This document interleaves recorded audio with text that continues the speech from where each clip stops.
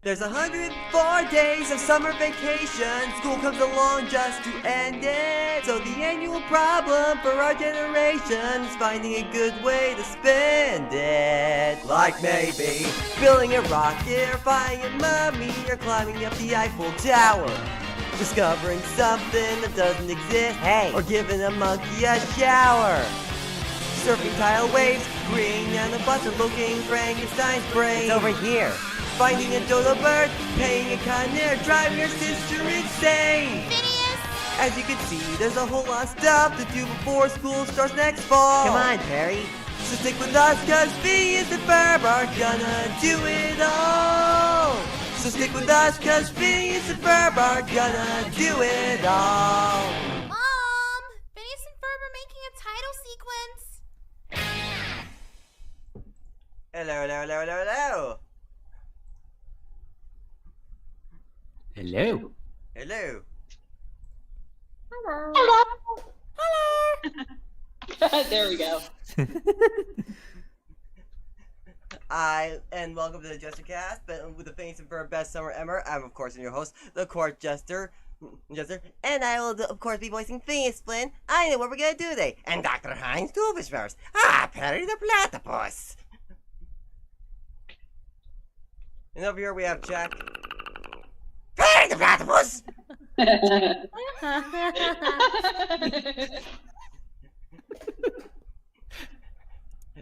And over here we have Jack, and Jack voicing my brother that doesn't talk that much, Ferb.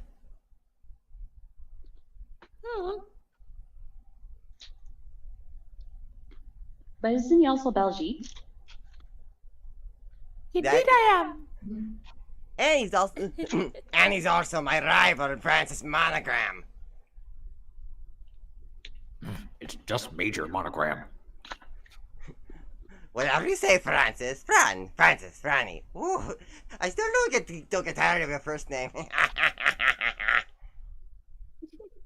Why did I say it out loud that time?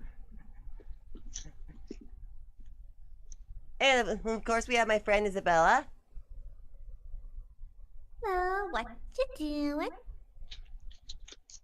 And my mom. Hi, kids! Hi, Mom.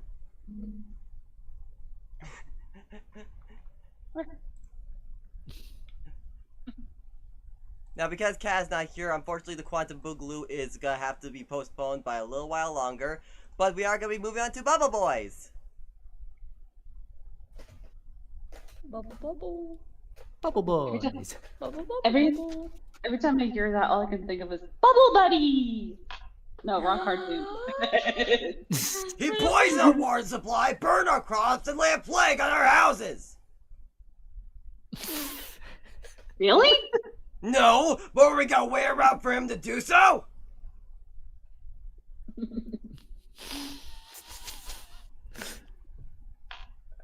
Alright, Bubble Boys. Okay. Alright. Oh, geez, who's gonna be Buford? I call dibs. Okay. Okay, go for it. Alright. Bubble Boys. Scene opens up at... I don't know about you, Ferb, but I think bubbles have a great sense of humor. Look what that bubble's doing to my face. You make me laugh out loud, Bubble. blows a bubble to look at his face. The reflection of his face turns into Baljeet's. Hello! At first, Ferb is alarmed, but then the bubble pops, revealing the real Baljeet standing behind it. Hey, Baljeet. What are you guys doing? We're blowing bubbles and relaxing.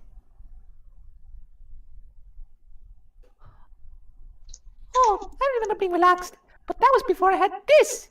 He shows Phineas and Ferb a schedule. That looks like a color-coded schedule.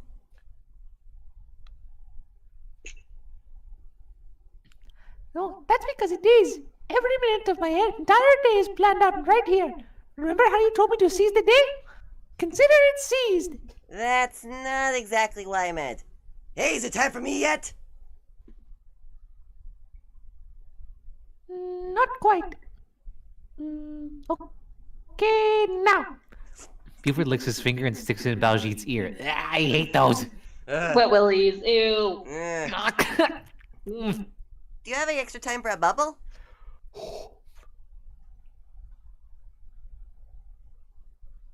I guess I have time for one. Oh, can I blow a super huge one so I can crawl inside and flow around like a little woodland pixie? Did I just say it out loud? Yes, you did. But that actually sounds fun, minus the pixie part. Verb, I know what we're gonna do today. There's no better way to see the devil than from inside a huge bubble. I want to flow around! Like men. Wanna come, Baljeet? My schedule is extremely tight. I doubt I even have a second to answer your question. Need if I move my poker recital back. Okay. Great. So you're coming? No, I moved poker back so I could answer your question. It would take some major rearranging, but I think I can at least come to watch you make the bubble. Awesome. Hey, where's Perry? Right on time. I had Perry's absence on my schedule. Every time Perry your bubble thinks he- smell, I can think of Kane. Ow. Ow. Ow. Why are you like this? Sorry, continuing with Perry. Perry takes the elevator to his lair. Pinky's there too. Not for long, though. Perry enters his lair. The lights are off and everything is black. Shh! Quiet, Carl. He's coming. The lights come on, revealing the room filled with balloons. Surprise! Surprise! All right. Happy birthday, Agent P. I got this. Wait. Oh, Blood.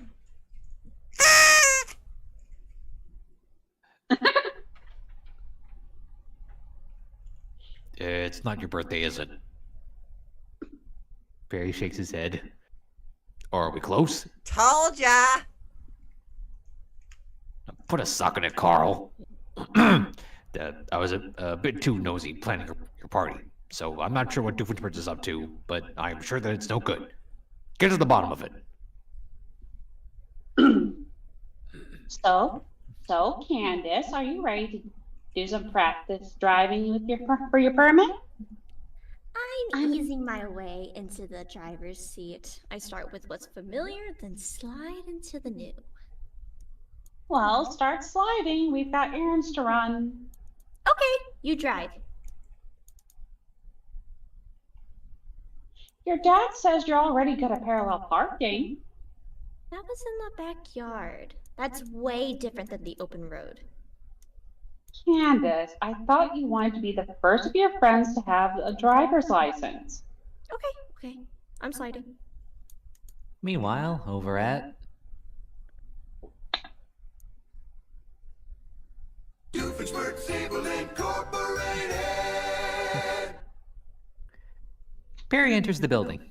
Ah, Perry the Platypus. I'm so glad you're here.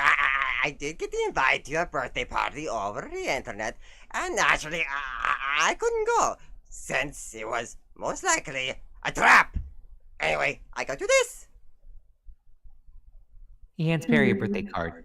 It's just a card, but here, look. The card traps Perry. Surprise! I finally figured out why my evil schemes always fail. You see, I am completely and totally unlikable. No, really. So I asked myself, what are the two most popular things on this planet? Country music and Western music. So now I am bringing them together for the very first time. I'm calling it country and Western music. I know I'm brilliant, right? I don't even know where to begin with this. No kidding. I mean, that's existed for years. Meanwhile, Like, is Phineas it- and Ferb... Oops, sorry. I was about to say, is there such a thing as country eastern music? Or country northern music? Or is country southern? Or northwestern? The bit's dead, Sweat. I'm sorry. It's just so weird. Continuing. Yeah, let's check back in with Phineas and Ferb, who are at the park working on the bubble design. Great bubble design, Ferb. Round. Now all we need is the missing bubble ingredient. Oh. Hey guys, what you doing? Making changes to my schedule. We're building a machine to make the biggest, most durable bubble ever. Right. Nobody ever asks Baljeet what he is doing. We have just about everything we need for our durable bubble, but if you guys want to help out, we still need some sap from a Morocco nut tree. Yeah, we can definitely do that. Excellent. While they're getting that, we can finish our designs in the transponder. See you girls back in the field. Meanwhile, back with Doofenshmirtz. I know what you're thinking, but Doof, you have a terrible singing voice. Well, feast your eyes on this, little baby. He unveils a cowboy hat. Ta-da! I call it the Yodelnator. Pretty cool, huh? All right, you just think it's a big cowboy hat. It is so much more. He presses a button on the hat. See? Huh? See? It's designed to make my singing voice sweet and mellifluous. So my first egg is... My first egg. It's not even a word. There's no such word as an egg. I'm not even sure what that would mean. Egg. What? Anyways, my first gig is an hour. Come on, you can have me found out. Wow, I'm really struggling today. I'm really struggling. I don't know why. I was rehearsing this before. I know the script. I know the lines. You can have me hand out flyers. Everyone's going to love me. Meanwhile, the car is at an intersection. A semi-truck behind them is honking its horn impatiently.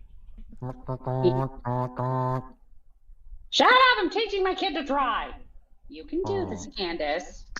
Just look into the turn and ease your foot off the brake. I'm looking into the turn. She gasps as she sees Phineas Ferb and the rest of the kids with the bubble machine in the park, just as a bus with two monsters on the side pulls up, blocking the view. Mom, look! Phineas and Ferb! Candace, I don't find that funny. No, behind the bus. They were building some kind of contraption. I'll show you.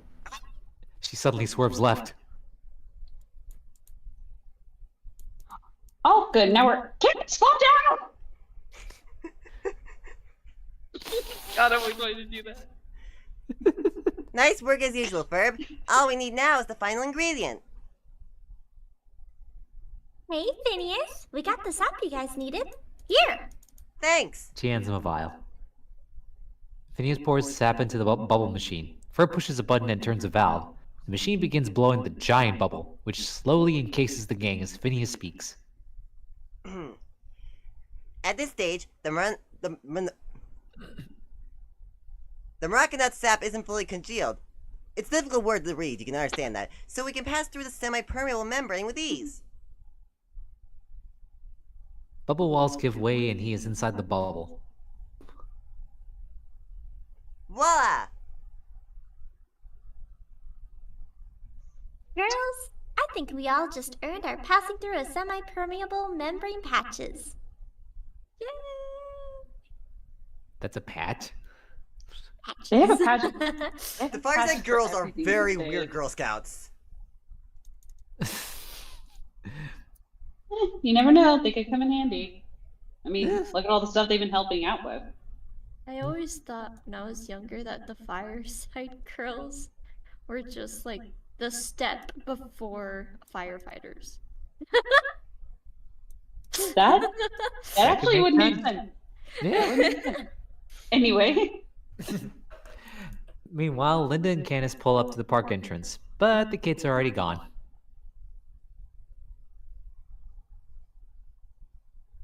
See? There they...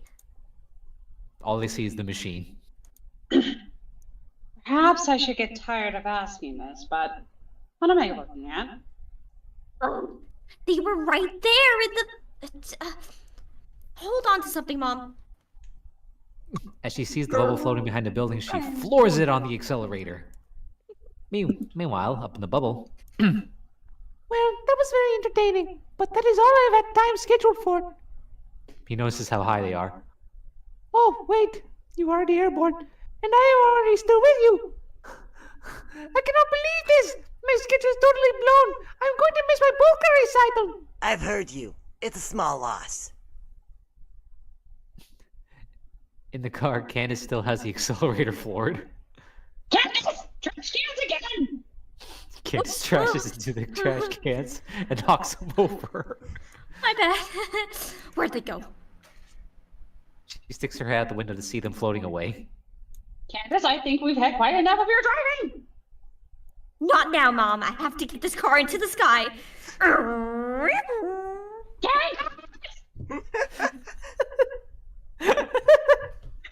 Why does Panic Linda sound so much funnier than regular Linda now?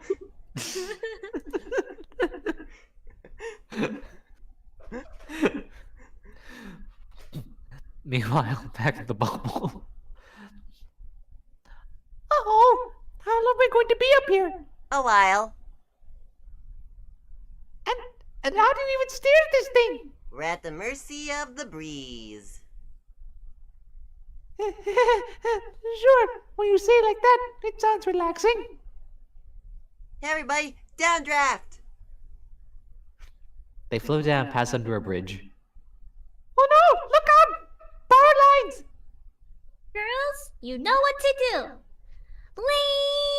Lean! Lean! They all slam against the side of a bubble and it swarms, avoiding the power lines. Everyone cheers! Yeah! Cactus garden! Lean! This time everyone slams against the side and the bubble swerves into an alleyway. Public art! Without angle. Oh, sorry. It's okay. Yeah, well, I can't let you take all the girl parts. Okay. Okay. But their angle of descent meaning will be ineffectable. Ineffectual. What the heck is that word? Infectual. Jeez, what are with these words? What? What? We're going! Oh no! I knew I should not have forsaken the rigid beauty of my candy-colored schedule. Oh, enough of your schedule, you frickin' nerd! As Valjeet begins hyperventilating, the bubble begins growing steadily. The bubble's expanding! It's Baljeet's breathing! It's blowing the bubble up! Everybody breathe heavy like Baljeet! Basically hyperventilate!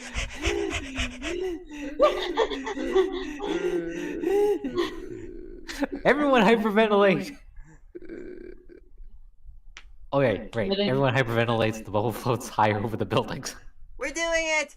Baljeet, you totally saved us! When in danger, I always hyperventilate.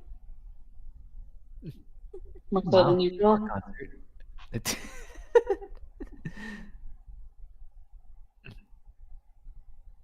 Thank you very much. I'm next Barry the Platypus. After this concert, I will be the most well-liked man in the tri-state area. He goes on stage and begins strumming his guitar. Alright.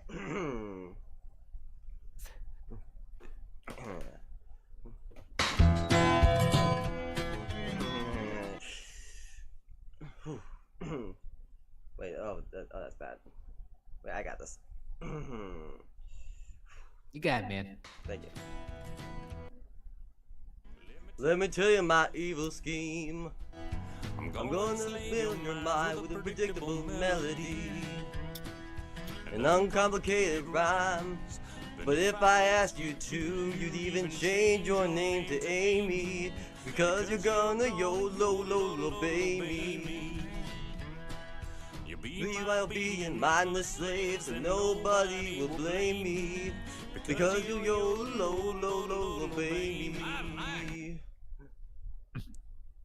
Perry pulls out a happy birthday card. I like him. Yeah, let's do whatever he says. YOLO obey me.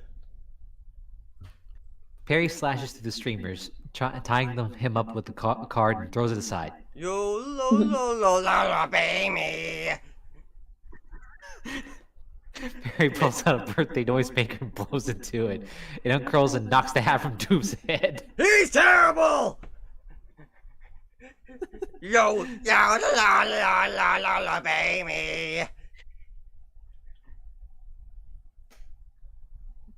Yeah, this stinks so bad, I wanna break something. He clenches his teeth so hard they break. Yo, la la la la la, baby. Yeah, that really wasn't worth it. Let's get out of here, I'm hungry. Yo, la la la la la, baby. Everyone gets up and leaves. You can't mix country with Wait, that's me. Western. That's They're me. two I'm person completely two. different types. God damn it. You can't mix country with western. They's two completely different types of music.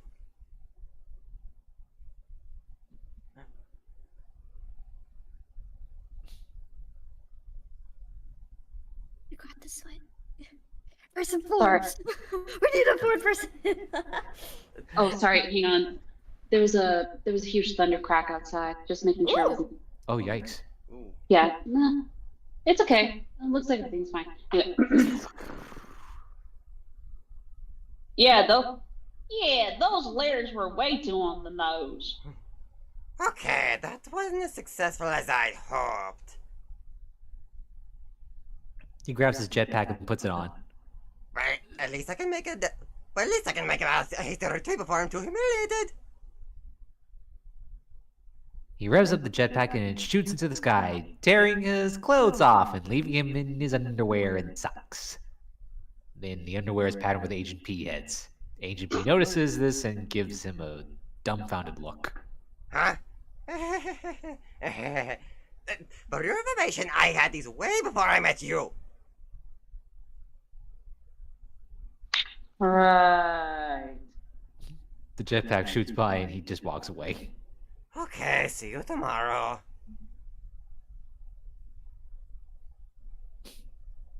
Meanwhile, back in the car, Candace, watch where you're going! They're around here somewhere. Oh, oh, oh!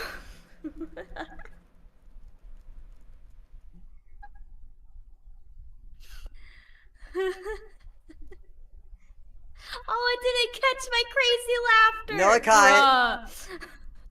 Yeah, we caught it. Yeah. we are different. There they are, headed for the old drawbridge.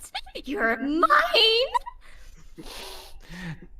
Doofenshmirtz's jetpack slams into the back of the car and starts rocketing it forward. Candace, stop! I can't. The drawbridge opens and they rocket into the sky. Linda screams and covers her eyes. The bubble floats in front of them. There. I told you. Mom, open your eyes. Not till we're back on the ground! They shoot past the bubble. Mom. That was Candace driving. Her car control has gotten a lot better. The car finally lands. Mom, we're back on the ground. Ah! Okay, Candace. Now just gently apply the brake. I'm trying. The bay brake broke.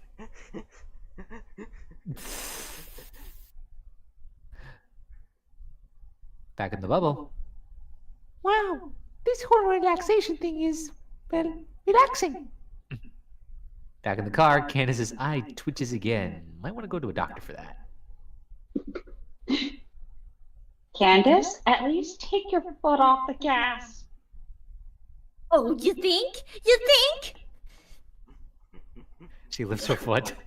There! How's that? Is that better? The jetpack's flames go out and Linda screams. The car turns and Candace hits the brake, and the car parallel parks near a playground. Huh. Well, guess your father's right. You do have parallel parking down. Lucky. No kidding. The bubble containing the kids floats above them. Candace sees it. Look, there they are. Candace, I can't see anything. They who? The boys. They're up in. They're in the. The bubble pops, releasing the kids onto the rides.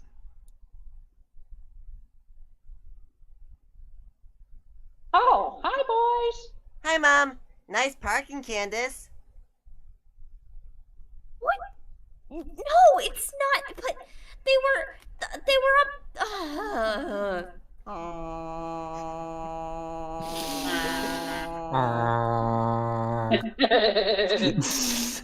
Well, Ferb, I guess we should consider this day seized. Oh, there you are, Perry.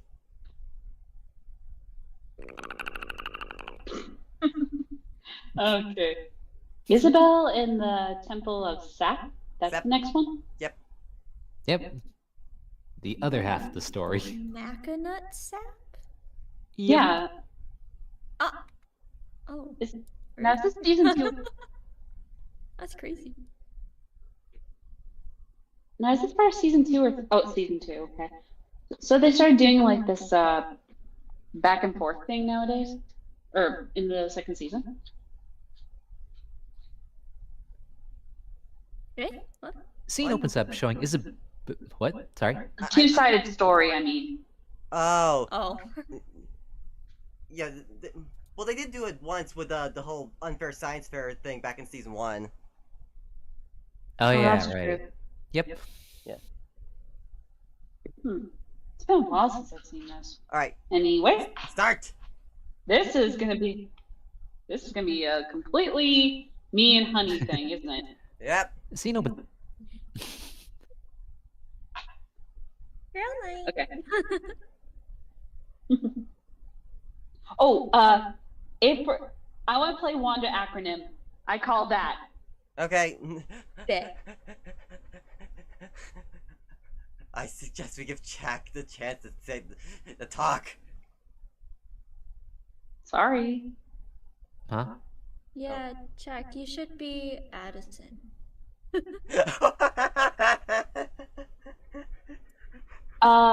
Wait, who's pooping plots? Who's who? Ooh, I call them the poop and Is plots. that- Oh, there we go. She's like a femme doofenshmirtz. I love it. Okay. All right, start. I remember this. Okay, I'm ready. Oh, well, hold Okay. on. So, I get Wanda, Gretchen, and who's gonna be Holly and Millie? I feel like it's only fitting if I do Millie. Okay, and then I'll get Holly. All right. I get it. I get it. Inside jokes. Ginger. Anyway, it's only appropriate, especially we have our Moxie. Can we start now? Okay. All right. Let's just start from the beginning. Isabel in the Temple of Sap. Scene opens up showing Isabella sleeping. Then the alarm clock goes off. You are Isabella. I made it funny. It's always humorous when one refers to oneself in the third person. You try it, Pinky. Yeah, not a hard and fast rule, I guess. What's that? I hear a sash calling me to earn it. Some more new patches. Come on, Pinky. Scene shifts to the fireside house. Says, Sesquipedalian. Squippadillion, or whatever the heck that word is. Sesquipedalian. I'm not gonna say it again. It means long. Millie. Everybody just shrugs. Here's your saying a word no one else in the room knows patch. Does anybody else want to try? Shh! Someone's coming! Defense position! The fireside girls are preparing for defense. Isabella knocks on the door in a pattern. Look alive, people! It's our fearless leader. Gretchen unbolts the door. Isabella and Pinky enter. Hey guys, what you doing? Earning patches. So, did you guys decide what patch to get today? Cause I have a suggestion.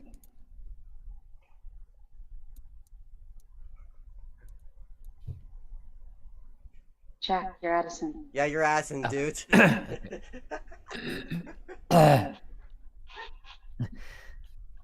Let me guess. The Let's Help Phineas and Ferb patch?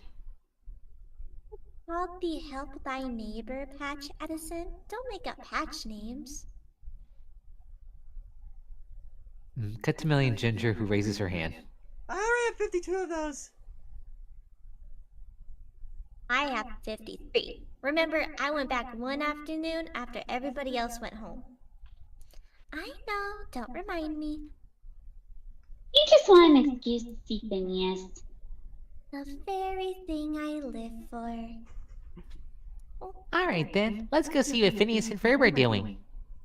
Why don't we ever go see what Baljeet is doing? Because we've done that before. Yeah, and that patch wasn't worth it. Hey, where's Pinky? Scene shifts to Pinky, who jumps from behind a bush, wearing a fedora to enter a hidden elevator. It's full, so he takes the second one and salutes Agent P on the way down. Hello, Agent Pinky. Professor Puffinpot has been making a barrage of inquiries about hairspray of all things.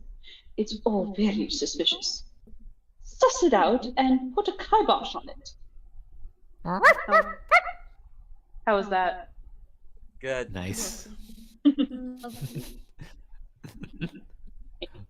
Cat's still better, though.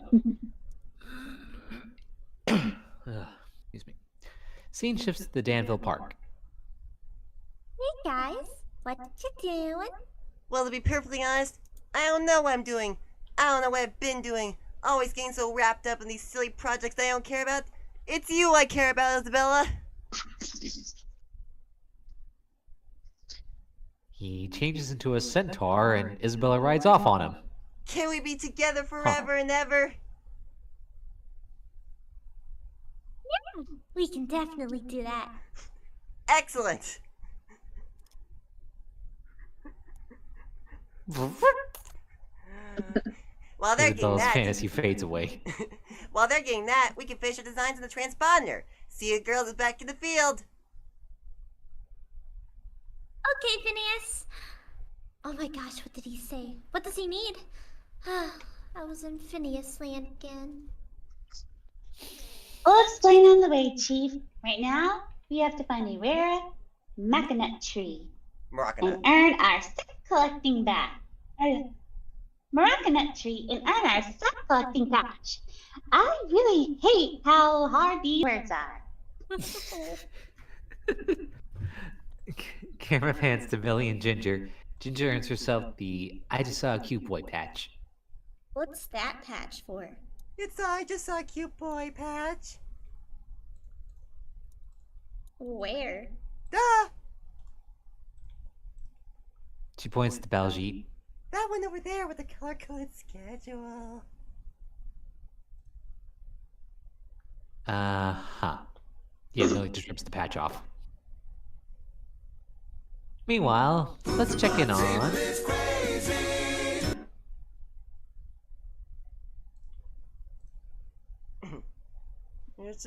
It's important to look your very best when you're doing your very worst.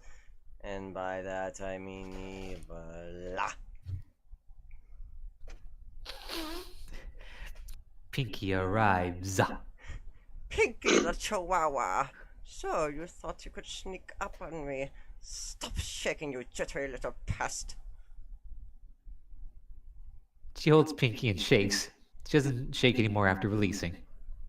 Anyway, I woke up from my beauty sleep and I thought to myself, what the heck?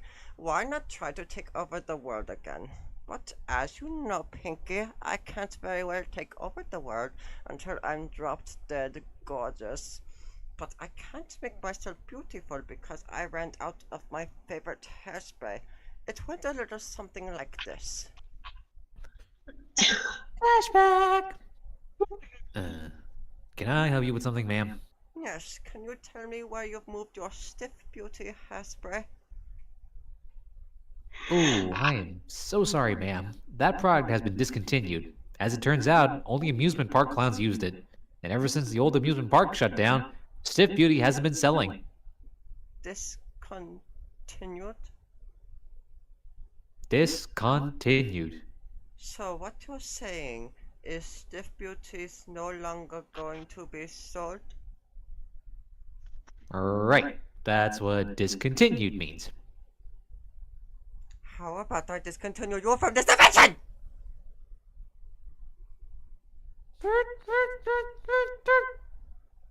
This so isn't worth minimum wage. Flashback ends. The only supply of Stiff Beauty left in the world is at the old abandoned amusement park, and I intend to use my Me-mobile to get me there. The robot arm drops Pinky in a trash can.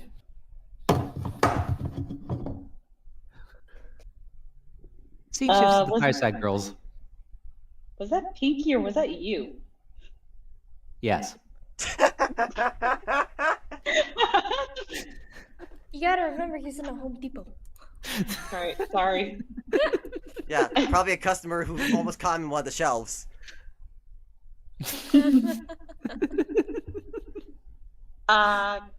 Sir, there's mysterious words and weird talking around. Should we get the EMPs down here? Okay. Be one of the raccoons. I'll just get the broom.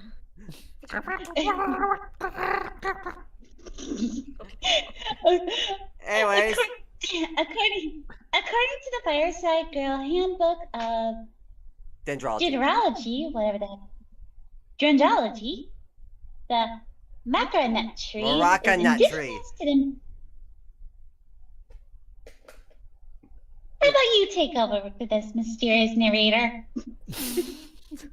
Maraca nut tree is indigenous to the mountain valley microclimates, so it looks like we're heading in the right direction. Wait, I got this. Okay. Hi, excuse me. Hello? Earth to hippie. Excuse me.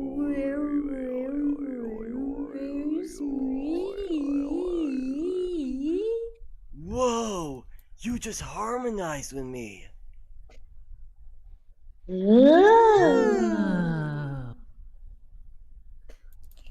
you possibly know where the maraca nut trees might be located? Indeed I do, my formidable little flower. Behold. He shows tree stumps. Oh no! What happened? Where did they all go? They were all chopped down so their sap could be used for hairspray. Such a shame. So there aren't any left? Don't fret, my pet. There happens to be one sole maraca nut tree left in existence. It's at the old abandoned amusement park over on the next hill. Did you say the old abandoned amusement park? Yes, the old abandoned amusement park. Old abandoned twice? Yes. Alright. Step up, little sister. Let me bestow upon you the key of wisdom. Bask in its glory. Turns out it's just a car key on a peace sign keychain. Cool, huh? The guru disappears in a cloud of smoke. He's gone! He's gone! He's gone. Whoa. No, he's not.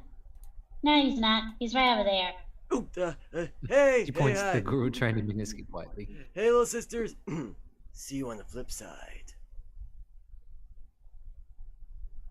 Scene shifts to Candace and Linda. So, Mom, am I doing great or what? Well, or what? Candace, trash cans! Candace runs into some more trash cans and knocks them over. Pinky puts on his jetpack and Lynn leaves. Scene shifts to the Fireside Girls, who arrived at the old abandoned amusement park. Well, here we are, I guess. Oh, I get it. It was actually called the Old Abandoned Amusement Park, but now it's old and abandoned, hence old abandoned twice.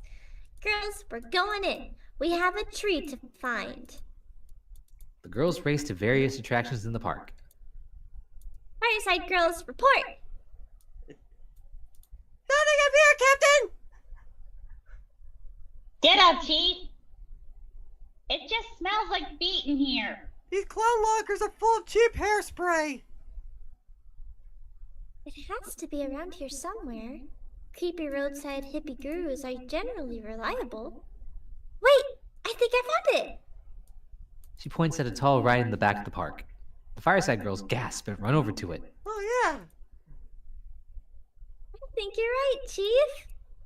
This should be it. This must be it, Chief. I think you're right. Isabella reads a placard near the ride. Stickiness is the most underrated of all the nesses. Of all the stickinesses.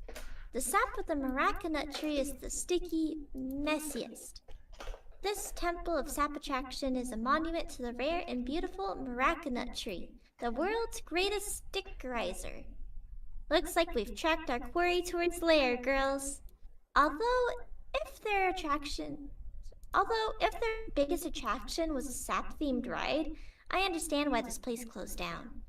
Girls, get your gears. We're climbing up. Probably not a good idea. She punches the wall of the ride. The whole thing's structurally unsound. The ride begins to fall apart. A big piece detaches completely. Look out! The piece of the ride is headed straight for Holly. She runs to safety. Holly screams. The girls all run over to Isabella. The whole place will fall! And there's no way to get that tree.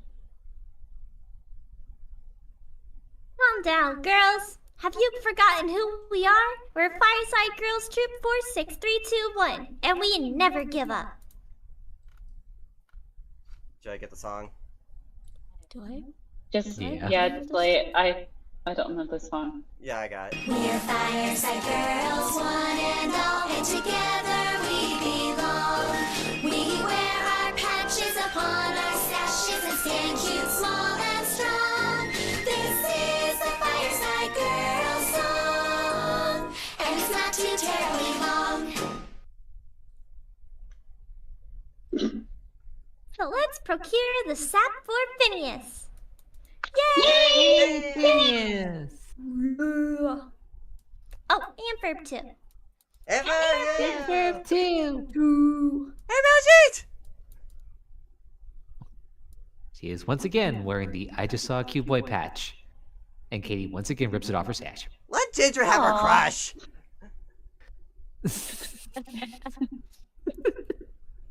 Well, the old hippie didn't mention how to get to the top of that. All he gave us was this key of wisdom. Isabella presses the peace sign on the keychain. The unlocking noise of a car is heard in the distance. Then the camera zooms in on an old 60s minibus precariously balanced at the peak of the roller coaster. Groovy. Oh, dynamite! Far out. Jinkies! I can't believe they had a Scooby-Doo reference in there. Nice summary of the 70s. Yeah. I thought it was the 60s. No, 70s. Or, oh yeah, wait, Could have been both. Anyway. like late 60s, early 70s. Anyway, yeah. Pinky is seen flying through downtown Danville via jetpack. He flies into Puffinplotz's Me-mobile through its temple. Pinky the Chihuahua.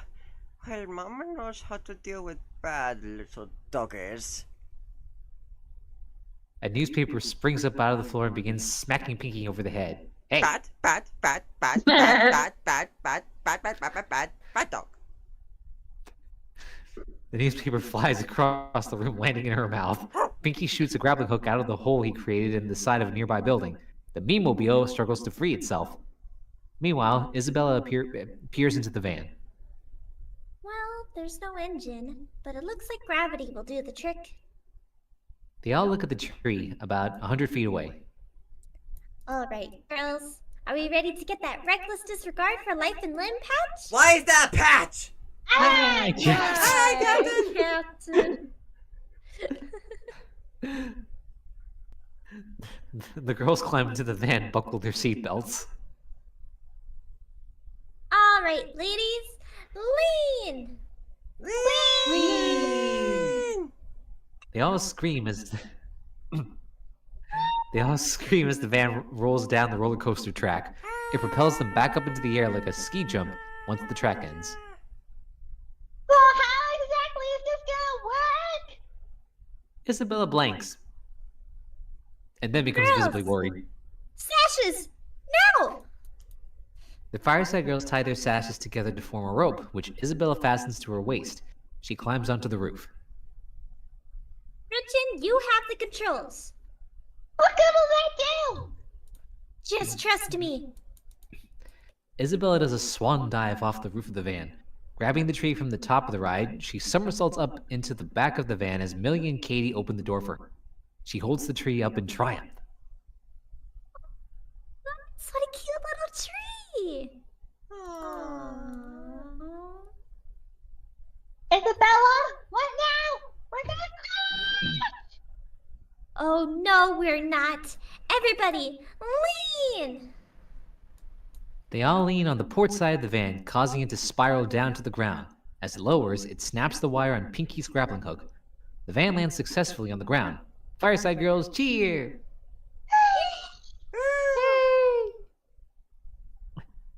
The Meemobile somersaults all the way to the old abandoned old abandoned amusement park. Professor Poofenplatz lands right in the clown locker room. Meanwhile, while driving through Danville, Okay, girls, it's time to tap that sap. That sounds like an innuendo, but I'm on it. Hold it still, Katie. she captures the sap in a test tube.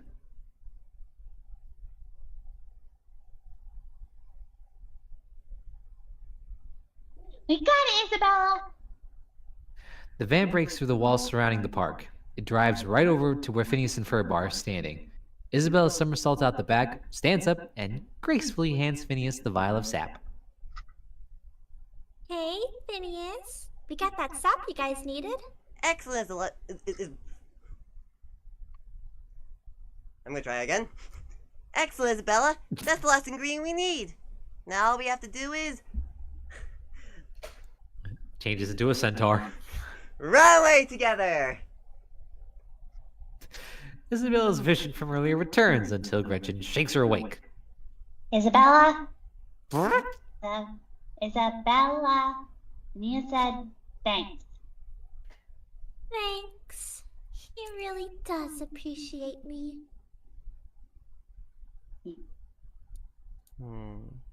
Yes, he does. Back in the clown locker room, Professor Poofenplatz raises her head. The first thing she sees are hundreds of bottles of hairspray. Stiff beauty. Yes, at last, my own lifetime supply of stiff beauty.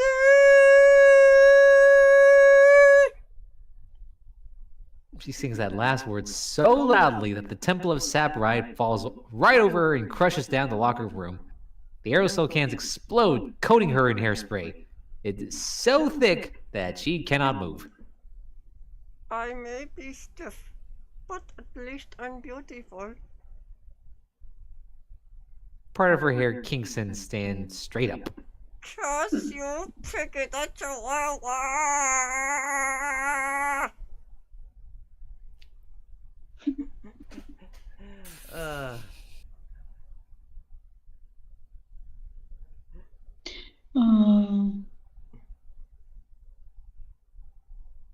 Fireside. All right.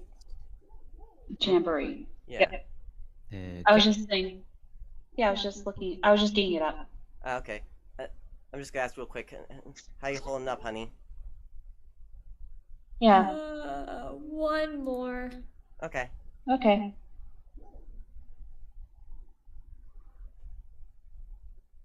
There's a dog barking. It's my dog barking. It's Pinky. Oh. Oh, so it's your dog? Yeah.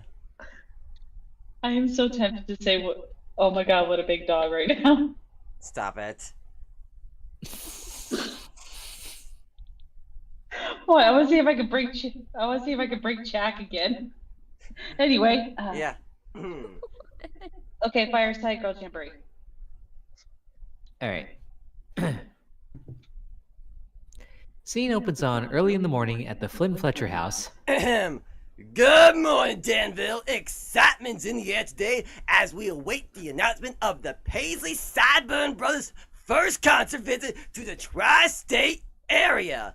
Phone lines are clogged and websites are crashing as local music fans try to get first crack at the highest concert tickets of the decade.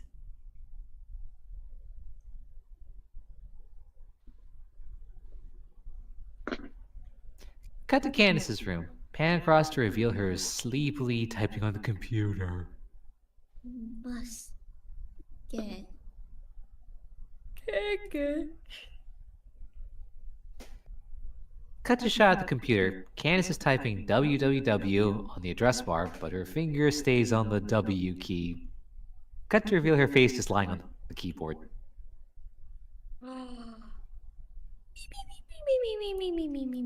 me.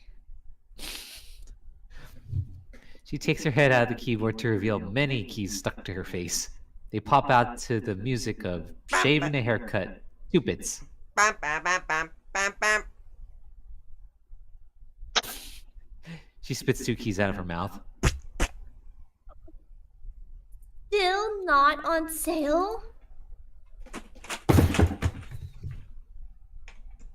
Oh my god, what are you doing at Home Depot? Did you hurt yourself What again? the? Did you hurt yourself No. again? Sounds like it hurt. Yes.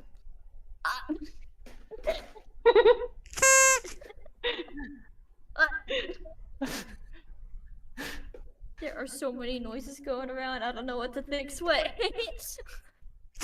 Trust me, I'm just imagining him taking one of those like those flat pallets and doing Tokyo drifting around the corner right now.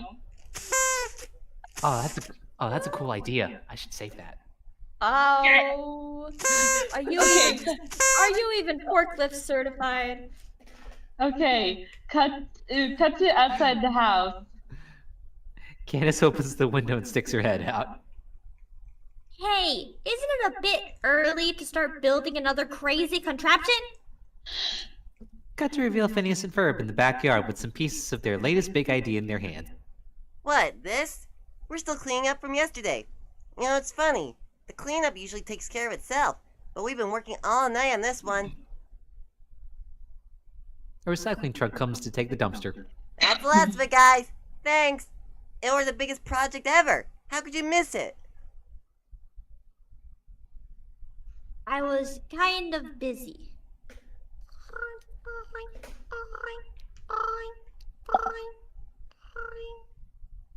Her phone rings. She zips inside and picks up. Stacy, what's up? My tickets is wrong. Close enough to smell them. What'd you get? Ticket? How'd you get a ticket? Snaky Dog appears on the TV. That's right, folks. Unless you've had your head sticking out of a window, you know those tickets just went on sale and sold out in 13 seconds flat. The sad thing is that's not too much of an exaggeration to actual concert tickets. No. That is very, very true. No. No. That's exactly what happened when people was getting tickets for Avengers Endgame. Or any convention for that matter. Oh A yeah. Hololive Dodgers game. Sold out! That's right, sold out. But you still might be able to catch this special ad benefit concert tonight at the Fireside Girls Jamboree. Candace zips back to the computer and starts typing. Oh, okay. Still got a chance. Beep. What the heck? The computer displays. Fireside girls only? Please enter your patch number? Gotta give you the right numbers. Gotta guess the right numbers. You have exceeded your login attempts. No, you've exceeded your login attempts. Phineas! The door opens, revealing Phineas and Ferb, who is carrying Perry. Yes, Candace? Your little friend Isabella. She's a fireside girl, right? What's her patch number? I'm not sure, but I can ask her when she gets back from her meeting at the Fireside Girl Lodge. Lodge, huh? Come on, you're taking me down there. Now! She grabs Phineas and exits at breakneck speed. Ferb looks down to realize something because Phineas is not the one there to say it. Hey, where's Perry? Cut to reveal Agent P flipping a floorboard and going down. He ends up in the basement instead. He walks up to the stairs and searches for the floorboard that works. He flips it and drops into his lair.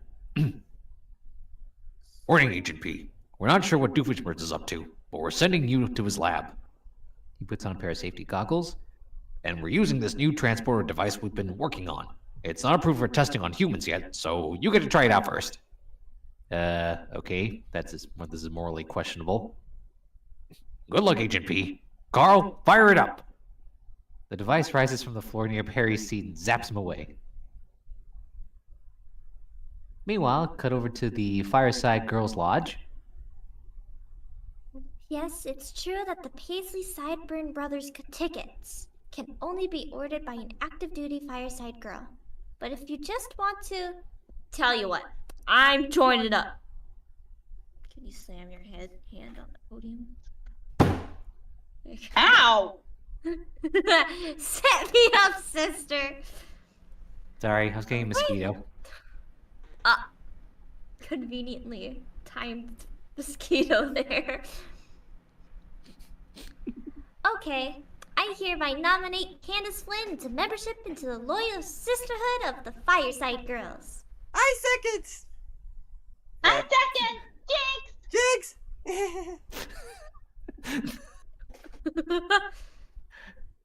In the background, Perry gets zapped into the lodge and then zapped right out.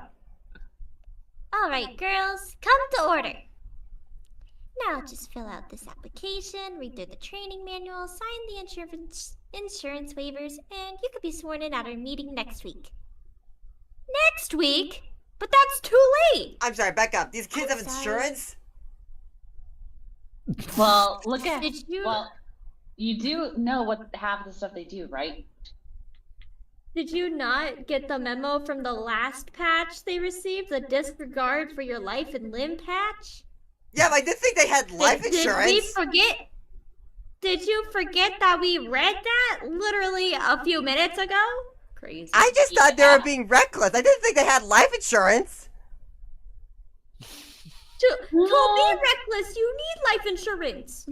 How can they afford It's life just like the- insurance? Well, it's just like the song. If you're gonna be dumb, you gotta be tough. And have good insurance. Alright. Anyways, continuing. Oh, who's gonna be Eliza Dibs! and Fireside? Okay. Okay. Oh, I'm scared. Alright, girls, come to order. Oh, wait. I'm sorry, but the traditional procedure comes straight from the Fireside Rules of Order. Shows her what looks like a portrait of an old lady in a rocking chair. As established by our founder, Eliza M. Fireside. Fireseed? Fireside. Yeah, Oh, Fireside. Well, that's a stupid rule. You watch your mouth, little lady.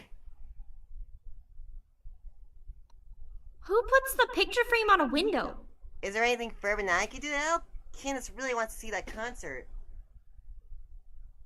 Candace, if you don't really want to be a Fireside Girl, then... No. I do. I've got to get to that concert. Candace, you're not listening to me. You don't... Forget it. I thought Fireside Girls were supposed to help people. Eliza M. Fireside bursts through the door. There is another way.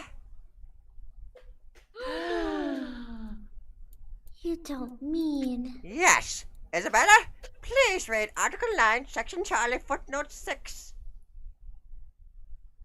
A troop leader may award full Fireside Girl status to any girl who who has earned 50 patches. But Mr. Fireside, 50 patches in one day? Is that even possible? Did you just call me Mr. Fireside? Get your genders right, little lady, and it depends on how badly she wants it. Bring it on! Alright. All you need is a cadet uniform and we can get started. Okay, where can I buy one? Fireside girls giggle.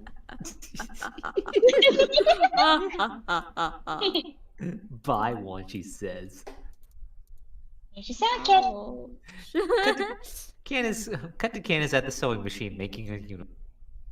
Ouch! She puts her finger in her mouth. Wipe till later that day. Perry gets zapped somewhere in Danville. He looks at his wrist communicator. Agent P, we've teleported you 3 feet too far to the right. Cut to the wide shot of DEI to reveal Perry in midair too far from the building. He falls and launches his grappling hook at the balcony.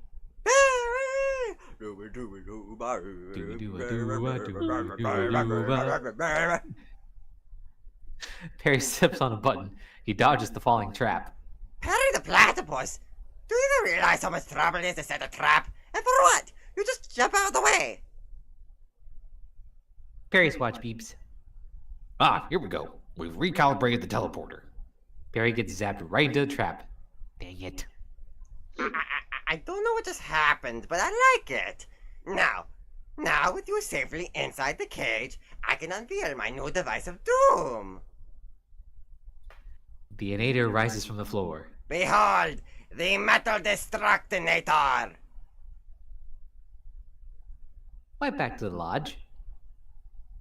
50 patches in one day. Where do I start? Cut to reveal Ferb at an easel with a compass and pencil. By combining the shortest linear distance with the highest possible population density, we've plotted a course for you that's optimized for the greatest number of patch acquiring opportunities in the shortest period of time. Double wipe to show Candace, Phineas, and Ferb outside. Phineas and Ferb are showing their sister a diagram. Then after you wrestle the crocodiles, you'll corkscrew through the overpass and free fall past the flaming high wire to make your last delivery and receive the 50th patch. Got it? Is all that really necessary?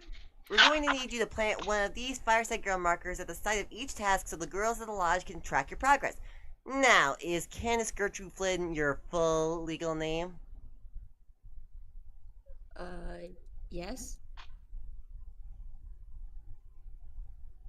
Great! You just earned your honesty patch. Congratulations! Really? That was easy. Alright, come on, let me do another. Ooh, I think you just earned your enthusiasm patch. Wow, 2 to go!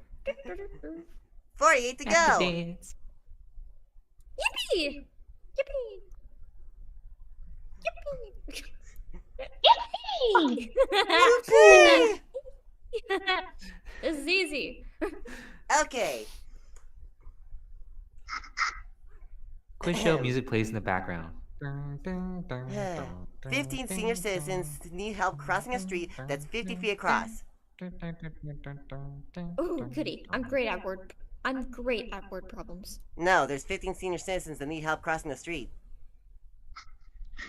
Cut to reveal Candace on roller skates on a conveyor belt. Good luck, Candace. Don't forget your helmet. He pulls the lever and gives her a helmet as she rolls down screaming. Candace takes out a stop sign, then flails down the street as the senior citizens cross. Senior service patch, check. Montage as Candace is seen making a totem pole with the heads of a mask, Phineas, Ferb, and herself. She marks the totem and receives another patch from Isabella. Cut to show a patch with 3 ice cream cones and 2 rotating arrows on it. Candace is now in an ice cream parlor juggling ice cream cones. The check is marked off on the patch. Candace, Phineas, and Ferb and Isabella are now climbing a mountain. She marks it. A mountain patch is added to her sash.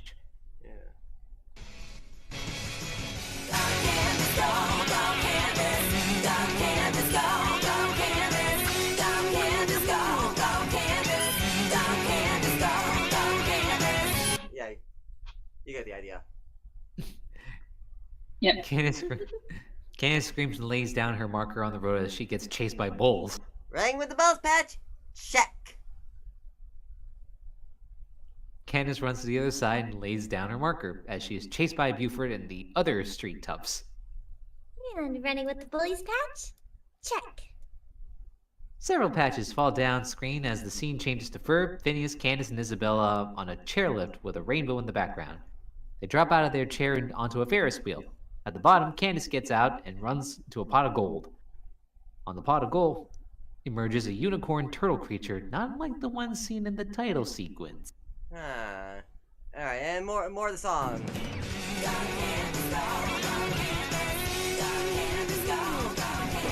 Yeah. Discovering something that doesn't exist, Pat? Check. Hey, Ferb and I were supposed to do that. The unicorn turtle thing licks Candace and whinnies. Oh. Yeah.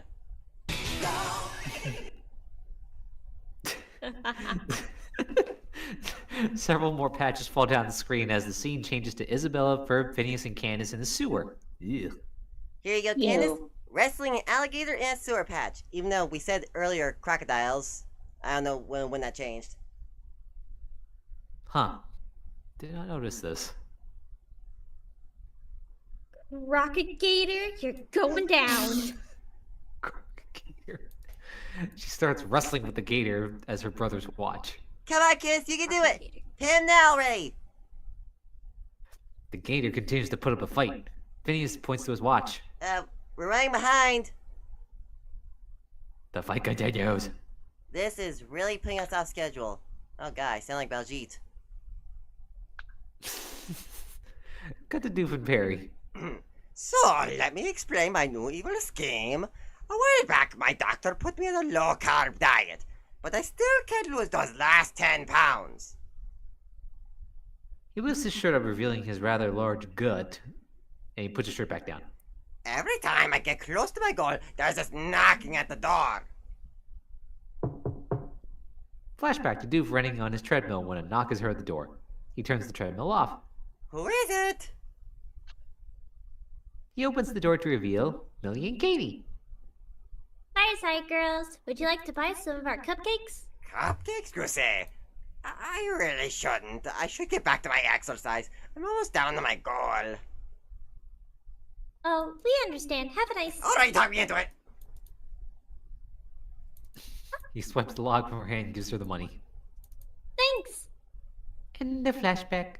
So, with my weakness for high-carb sweets, there's really no other choice but to get rid of the bridge to the Fireside Cupcake Factory. Factory. I'm having a really hard time saying words today, I'm realizing. Factory. Where did that even come from? Where did the T go? Why did I decide to just evade the T? Factory. The more I say, the more it starts to sound like a swear word, so maybe I should stop. I was about to say. I was gonna say keep going. Let's see how long you keep it up before you get censored. Anyway. Yeah. The bridge to the Fireside Cupcake Factory. And my metal destructinator can turn any metal object into broccoli. I know what they're thinking. Why broccoli? But well, you know, it's healthy. It's like the opposite of what I'm trying to get. It's poetic justice. It's not just exactly. It's poetic evil. It's poetically evil. Now, to make some last-minute adjustments.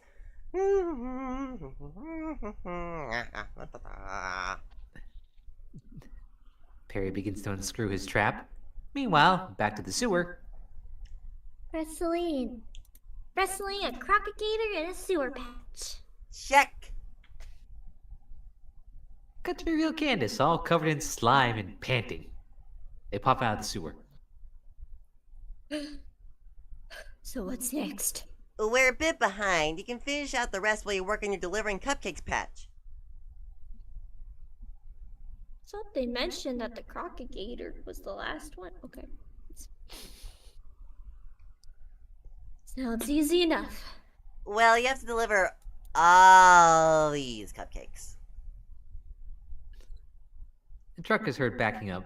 Candace's beret literally jumps off her head as the truck unloads many cupcake-filled logs into a roller coaster car. All these? Yep, all those. Not a problem. We built your roller coaster delivery system. Alright, let's do this. Cut to show a roller coaster around town a little tamer than the first one that they built. Phineas and Ferb lower their safety bars. Siga sandados, por favor. English or Spanish?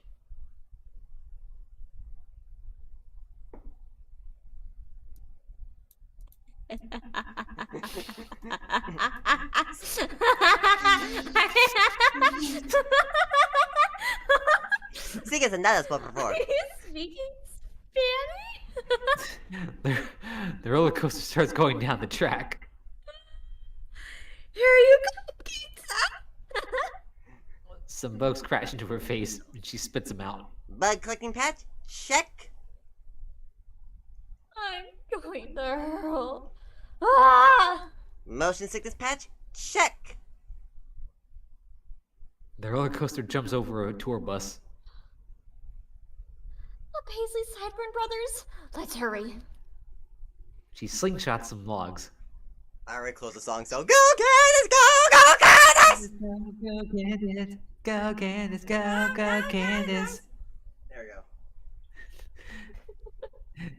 Pan over to DEI. Cut to Perry finally loosening the screw. Ready to fire! Perry flings the screw out of one of the holes of the trap with the tail. It hits the Yonator and then hits Doof in the eye. Ow! He suddenly turns the Yonator, aiming it at the trap. The metal bars turn to broccoli. Perry jumps out onto Doof. Ow! Yeah, ow! Perry pushes Doof's face into the Yonator several times. Quit it, you annoying little pest! The Yonator fires. Cut to the roller coaster. Last one. The Yonator zaps the roller coaster, which gets turned into broccoli. Woohoo! Phineas and Isabella laugh as they fall to the ground and land in the broccoli. Wow, that was fun! Fun? Are you nuts? How did the roller coaster turn into broccoli? And why broccoli? How does that make any sense? Candace, focus. You've still got 5 minutes, and it's 20 blocks away. So, good luck with that. He gives her the No. log. I can do this. She runs off while an acoustic guitar version of Go Candace plays in the background. Now that's persistence. I see the building and I still got 3 minutes. Got it. 38th floor. She runs to the elevator, but it's out of order. Out of order? Step aerobics, don't fail me now. Don't fail me now. She runs up the stairs while the music becomes slower. Whip pan to Doof and Perry. Come back here! Perry grabs a piece of the Yonator and bends it. Oh, what are you doing down there? That's what she said. Oh my god. Perry activates and salutes and gets teleported away. The Yonator turns into broccoli. Uh-oh. Ah!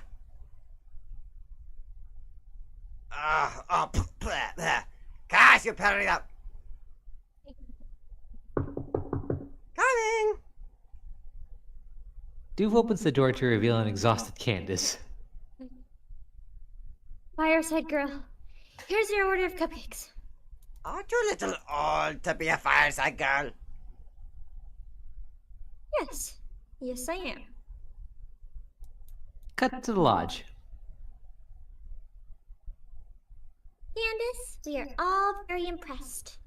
You earned more patches in one day than anyone in the history of Fireside Girls. 49 patches, which pretty much blows away the previous record of 6 patches held by our own Addison Sweetwater. Ah, nuts. No, I know I did all 50. I made sure to plant the markers and everything. Huh? Looks like I forgot one. I'll just run back before it's 5 o'clock. Dong, bong. I'm sorry, Candace. You know, you may not have lit up the entire board, but you did demonstrate remarkable persistence. You mean I get a persistence patch? And that makes 50, right? There's no persistence patch, is there? No, afraid not. You have a crocodile wrestling patch and not a persistence patch. What is this Fireside Girl Lodge? What is this Girl Scout troop? Unless maybe they'll add that later. Whatever. Maybe it is the fire truck training. It is firefighter training. Hold on, Isabella. Little Miss Sassy Mouth here gets a special patch for breaking the all-time record. I don't know why my accent decided becoming Doofenshmirtz. Congratulations, Fireside Girl! And here's your ticket to the Paisley Sideburn Brothers concert. I was planning to take my husband, but fuck him. Let's go. Cut to the concert. Phineas and Ferb are whistling and cheering with Candace and the Fireside Girls. Woo! Yeah! Phineas? Ferb? How did you guys get in? Isabella invited us. She's allowed to bring guests, you know. That's what I kept trying to tell you, Candace. But you're so insistent on becoming Fireside Girl. Maybe you could start working on your good listener patch next. Ouch. Not her. Yeah. Yeah. Sorry, that. Candace, but this one's on you. Yeah, there were some good. Mm. End credits. Candace starts wrestling with the gator as her brothers watch. Come on, kids, you can do it! Pin him already! The gator continues to put up a tough fight. Phineas points to his watch. We're running behind! The fight continues. This is really putting us off schedule. Ooh, that's gonna leave a mark. Yes, on the alligator. Don't you mean crocagator?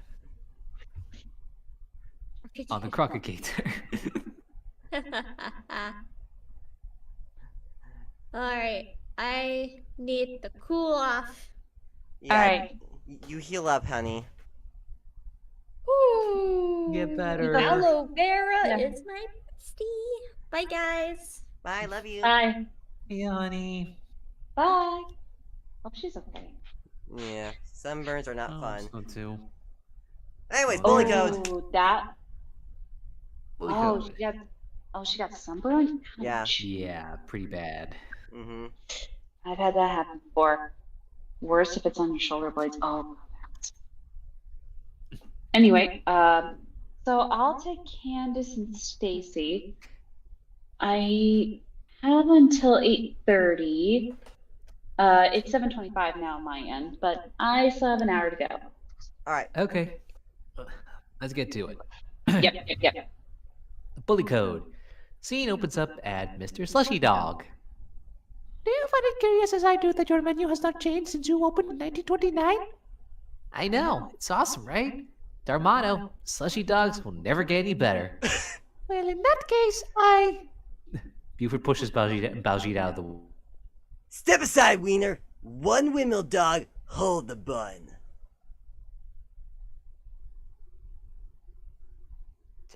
Excellent choice. Buford swallows the windmill corn dog without even chewing it and begins choking on it. Yeah, that's on you, Buford. Making his face turn blue. Oh yeah, that's definitely on you. Baljeet notices this and squeezes Buford's stomach until he regurgitates the windmill dog. Gross. You saved my life. It was nothing. But then he notices Buford bowing to Baljeet's feet. What are you doing? I am your humble servant. What? It's the bully code. I live my life on. Yeah, we're doing this cliche. He produces a card and gives it to Baljeet. If a nerd should save a...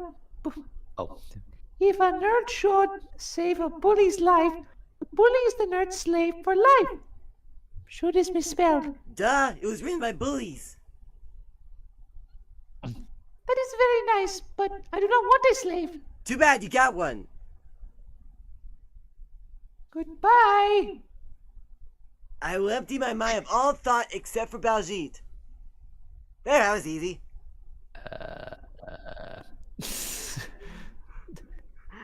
As Baljeet walks along the streets of Danville, You are following me. At a respectable distance, little master.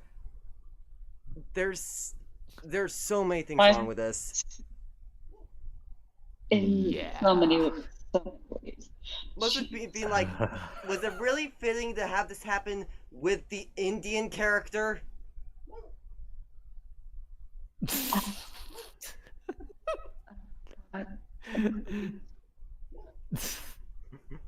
Oh, jeez. Okay.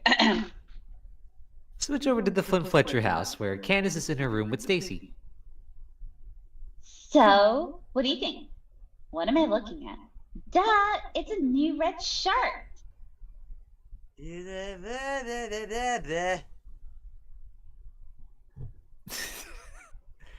It's from Jeremy. He sent me a picture. It's from Jeremy. He sent me a picture. Oh, he looks so cute. Little cute. Oh, look at his cute little wiener hat. That just sounds so wrong, but I'm gonna say it anyway. Look at the picture of me. Make sure you get my good side. Sliding. Wait. You took it while I was talking. Oh. Let me see it. Better reset. Picture sent. Oh no! That's the wrong button! Go to the menu and... Candace accidentally takes another horrible picture and sends it. Picture sent. No, not again! Here, let me see. Picture. And then it happens again. Only multiple times. Stacy, no, stop! Picture sent. I'm ruined. Well, he's at work, so maybe he hasn't looked yet. We've got to get to Jeremy's phone. Come on! We're going to Slushy Dog. Switch back over to Phineas and Ferb in the backyard, discussing what to do for the day. Peanut butter and jelly robot races, masking tape mummy gymnastics, a jelly bean monetary system for emerging nations. I don't know. I'm not feeling any of them. Phineas and Ferb are up to something. I'd better tell Mom. Candace, the photos.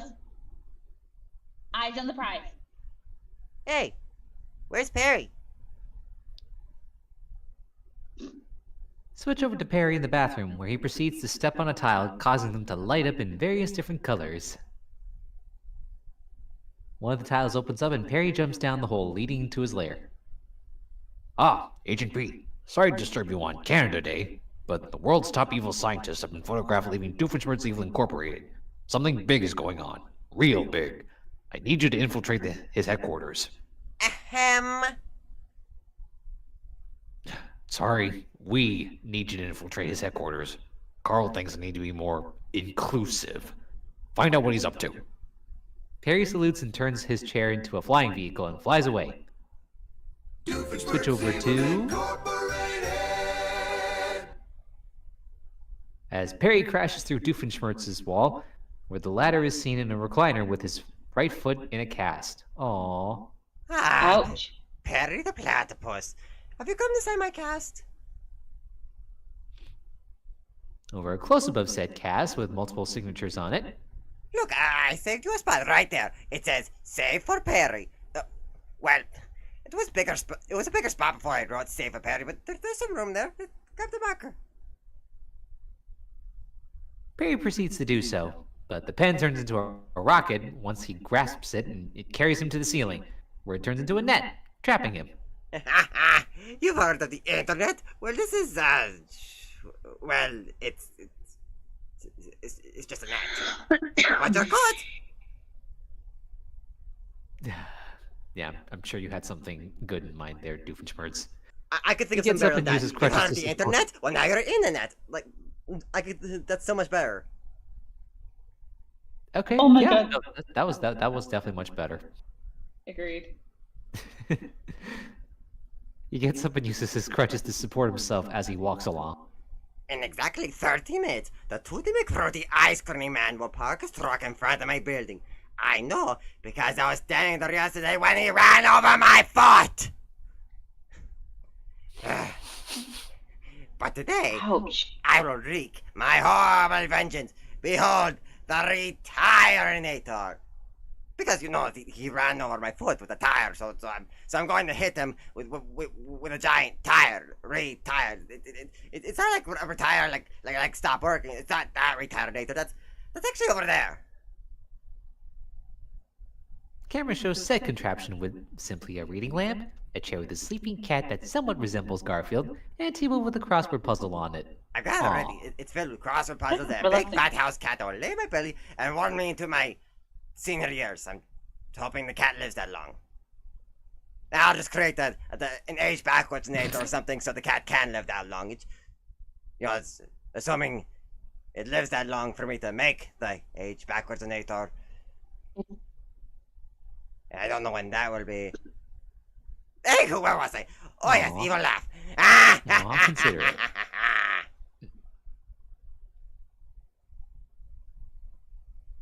Wouldn't it be easier just to sue the guy for running over your foot? I mean, you could get a lot of money out of it. He did it. Well, yes, but who wants to go into the whole process of going to a courtroom and have to get a lawyer? This is hard work. This is so much easier. Okay, you could have gotten a lot of money. The Tutti Frutti guys have loaded pockets. I get a lot of money Yeah, though. but like, do you think he'll be able to give as much money as his alimony? Yeah. Oh, there you go.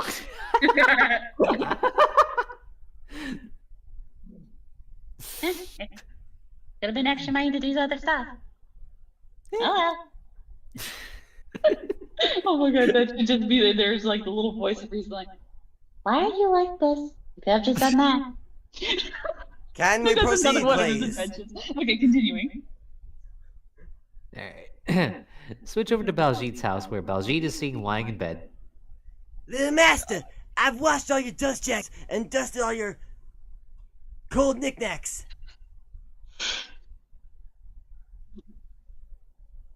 Over a shot of various foods placed on a bookshelf. Those are not knickknacks. They are food and they should be in the refrigerator. Oh, I have disappointed you, little master. I will strive to do better. Do not strive for anything, and I am not your little master. I'll just fluff up your pillow then.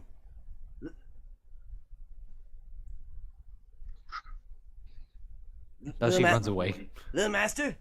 Little master! Stay away from me!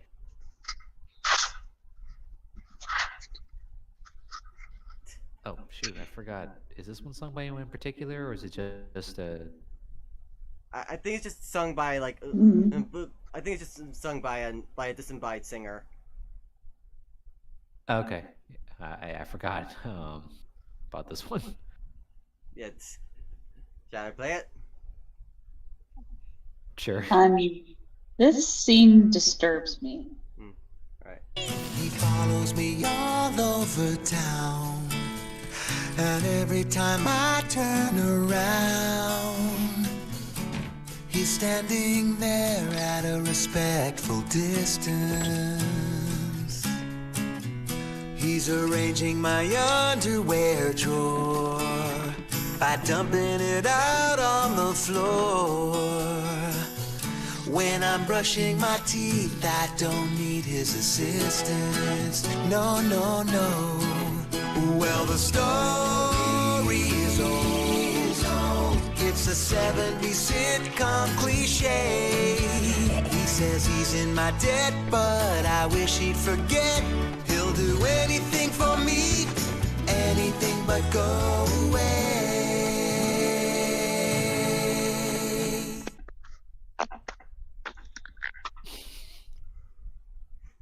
We switch back to the Flynn Fletcher house backyard. Phineas, Third, I saved you from life and not because of the bully code. He is my personal servant. He is driving me crazy. You have got to help me. Okay. We just have to get Buford to save your life, and you'll be even. But how? Ferb, I finally know what we're gonna do today. Cut to Mr. Slushy Dog. Stacy, I see Jeremy's phone. Where? There. His message light is still blinking. That means he hasn't retrieved the pictures yet. Cut to inside. Candace and Stacy approach the employees only door. Okay, let's just... What are you two doing here? I mean, not that I don't like surprise visits from you, but this room is for Slushy Dog employees only. We're Slushy Dog employees. We are? Yeah, we did our training at the downtown branch to surprise you. Surprise! Hey, that's rad! Screen flips to Stacy in a Slushy Dog uniform. Candace, I have absolutely no idea what I'm doing. What are all these buttons for? It's hot dogs. How hard can it be? Here, buy something. I'm gonna go educate the thing. She runs off. Ugh. You know I don't speak Spanish. Cut to Candace sneaking up to the employees only door. Jeremy walks through. Oh, hey, Candace. I see you sent me some pictures. Can't wait to check on them out. I'll check them out later when I take my break. Yeah. No. Pan left to reveal Stacy covered in all sorts of condiments. I found out what all the buttons are for. Cut back to Baljeet. Oh, yes, this thing is definitely the thing. What is this thing? Watch out to reveal some sort of crazy contraption. This crazy contraption, my friend and dear disembodied narrator, is completely foolproof. Let me explain. You'll accidentally step onto that platform, which will launch you up and over that flight of stairs, where you'll be kicked and rocketed through a piece of sheetrock onto a trampoline, then conveyor belted up to a rotating system that will drop you onto a spring, bouncing you all the way to that red X, where Buford will be standing, waiting to catch you, saving your life.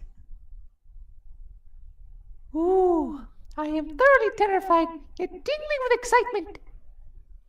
Cut to Candace and Stacy. Candace? Well, I checked the stock room. Can you take the drive-thru orders? Ooh, my favorite. Cut to Linda at the drive-thru speaker box. Welcome to Slushy Dog. Can I take your order? Candace, you work here? Mom, you eat here? Honey, where are you? Can you see me? Candace? This is weird. My mom's here. I think your brothers are too, across the street. What are they up to? Candace? Mom? Mom! Drive up to the window. You gotta see what the boys are doing. The boys are here too? Hon, I'm boxed in. I've got a heck of a line in front of me. Bill orders. She takes and gives out bags. Hi, enjoy your meal. Come again. Enjoy your meal. Bon appetit. Cut back to Phineas, Ferb, and Baljeet. Okay, Baljeet, you just stand on that platform, and when Buford comes along, we'll guide him to the right spot. Although, it has occurred to us that you're giving up something really cool here. What? You're spending all this energy trying to stop Buford from being your faithful servant, when the reality is having the biggest, toughest kid in town as your personal bodyguard is a sign of supreme coolness. True, Buford might not have free will ever again, but still. Really? Yeah, think about it. Maybe you are right. Cut back to DEI. Doof is heard gasping as the ice cream truck is heard. Ooh, your apparent platypus Tutti McFruity has arrived on time. In a few seconds, he'll be flattened by a speeding tire.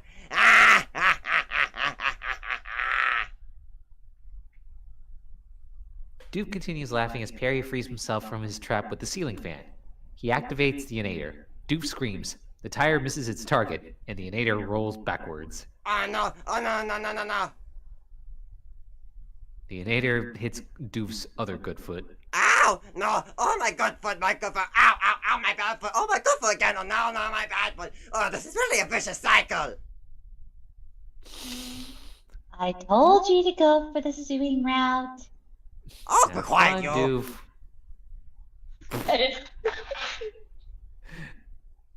Get back to Candace. Hey, Candace, I'm taking my break now. Uh-huh. As Jeremy leaves, Candace runs off and literally grabs Stacy. Stacy, we gotta get my mom here so she can see what the boys are doing. Keep throwing food out the window. Okay. Candace runs out the door and approaches Jeremy. Hey, Jeremy, can I borrow your phone? Thanks. He's those best boys. He's those best boys. Erase boys' bus photos. Cut to Phineas, Ferb, and Baljeet. Buford enters. Erase bust photos, boys.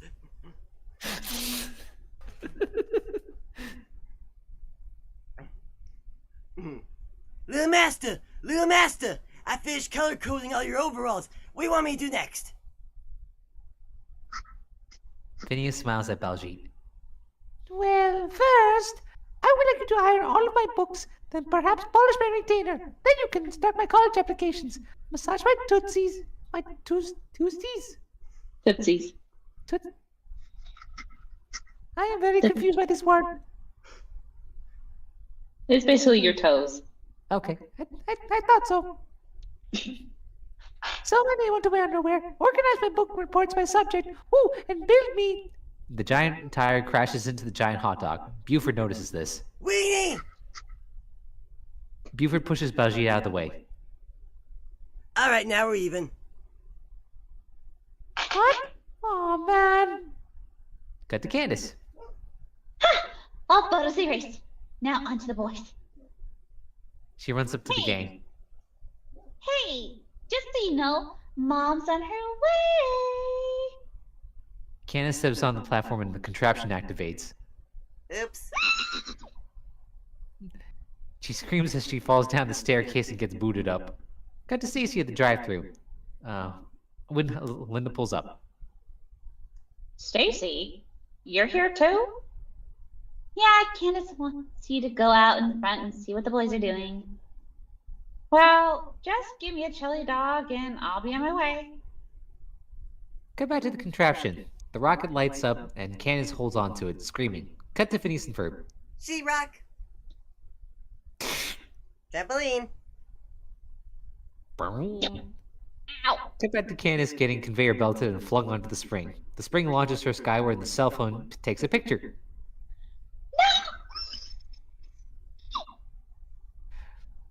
Buford catches her. I saved your life. Now you're my servant. Alright, ew. I just noticed this. I don't know how I missed this. They misspelled Candace's name there. Canned K? Oh my god. I gotta fix that. Oh well. Oh well. Alright. But Anyway. the code! You've got no honor! Jeremy approaches Candace.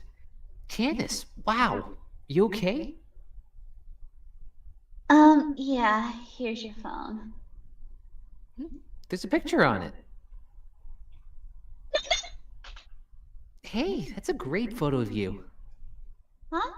Phew. Now, about your job. No worries. I quit. Hey, you guys wanna hit Slushy Dog before we go home? You. Nah. Oh, heavens no. Slushy dogs never get any better. Cut to Linda approaching the contraption. Candace? Boys? I'll never understand public art. Of all the times. Of all the times.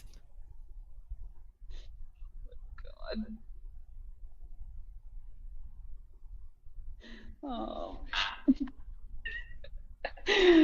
Oh. Give me a moment. I gotta stand up for a moment. Okay.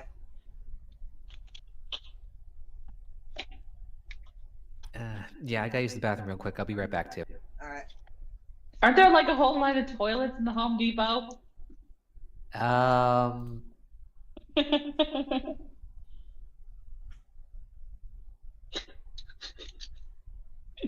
It's our executive line of use toilets. Oh my god, that reminds me of that whole meme thing. So it's just this whole list of things that people do at Home Depot or I can't describe it. Hang on a second. I gotta find it and send it to you. Because some of them are just like so funny.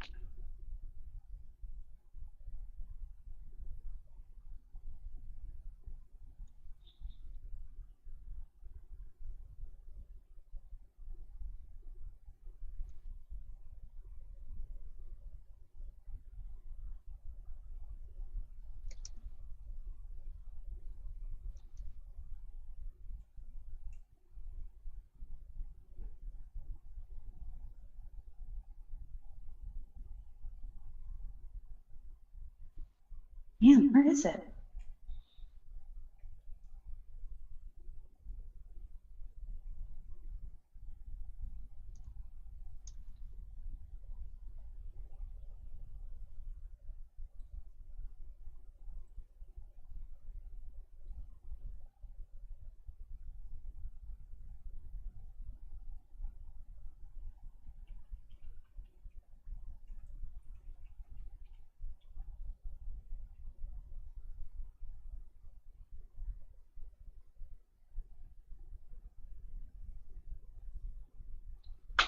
I can't find it. Basically, it's a whole list of like one of those character memes. What would they be doing at the Home Depot? Like touching the carpet samples, climbing the forbidden stairs, sleeping in the parking lot while everyone's just trying to buy a light bulb.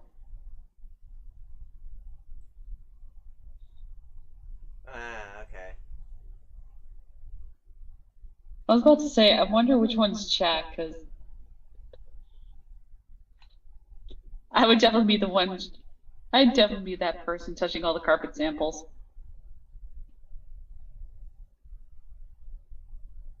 They're just so fluffy.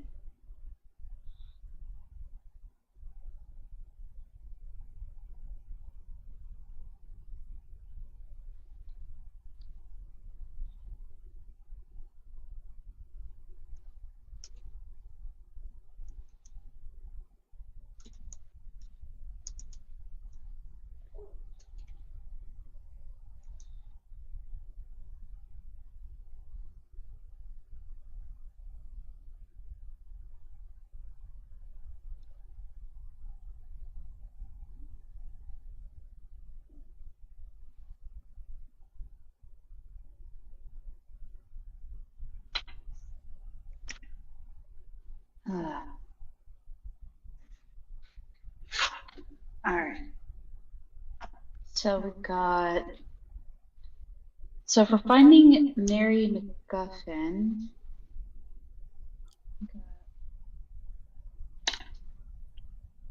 I'm just looking at I'm back. Welcome back. I was just looking at the character list here. Okay. I know, definitely taking Candace, of course, Linda. Who else do we have? We also have Vanessa. Oh, I've got Vanessa. Oh, Vanessa's in this one? Yeah, and Vanessa also has a song. Oh yeah. Oh, and she's got a song. Yeah. Ooh. What's the song? It's called Not So Bad, Dad. I don't know that one. You're just gonna have to play it. Or we can just save it. Like, we don't know if we're gonna be able to get through all these Yeah. episodes in this one stream, so. Yeah. Okay. So, different episode then? Yeah. Alright. What I guess do we it try. do? What do it? What do it do? What do it do? What do it do? The drunken sailor. What? Okay, so we're skipping that one. What do we do with a drunken Wait, no. sailor? Don't have a long but a rusty razor. Toss him in the drink and watch him sink. Way hey, and What? up she rises, way hey, and up she She rises way, and she rises early in the morning.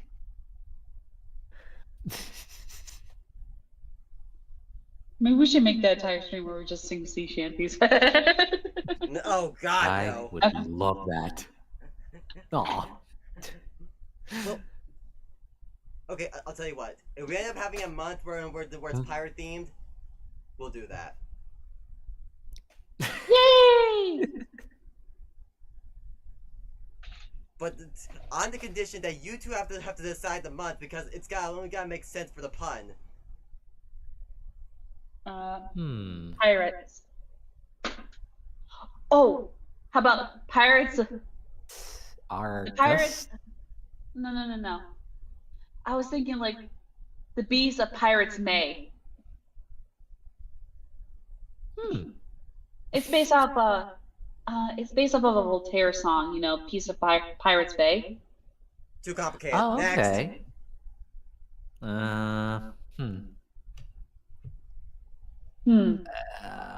Let's see. There's January, February, March, April, May, June. Got it. Pirate-tober. Pirate-tober. Ooh.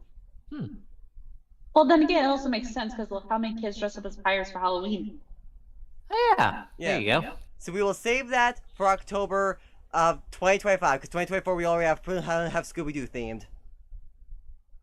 Oh, yeah. What do we do with a drunken sailor? Don't have a one with a rusty razor. Yeah. Okay, anyway. Read. What? What do we do? The scene opens up at the front yard of the Flint Fletcher residence, where an apron-clad Lawrence is carrying a birdhouse towards a tree. Look at that, my fine feathered friends! He mounts his handiwork onto the tree trunk. Not a bad bit of work, even if I do say so myself. Just wait till you see the hidden surprise. He pushes a red button on the front of the birdhouse, which bears the words, Home Tweet Home. Its walls spring outward, revealing various miniature items, including a fountain and a spiral staircase. What? Nothing? Not even a sausage? No matter. He pushes the button once again, the birdhouse folds back to its normal state. Wait until Linda and the kids see it. It'll blow their tiny minds. Well, not their tiny minds, that's not fair. Scene shifts and the Uncovery channel masthead is displayed on screen. You're watching the Uncovery channel. We now return to R.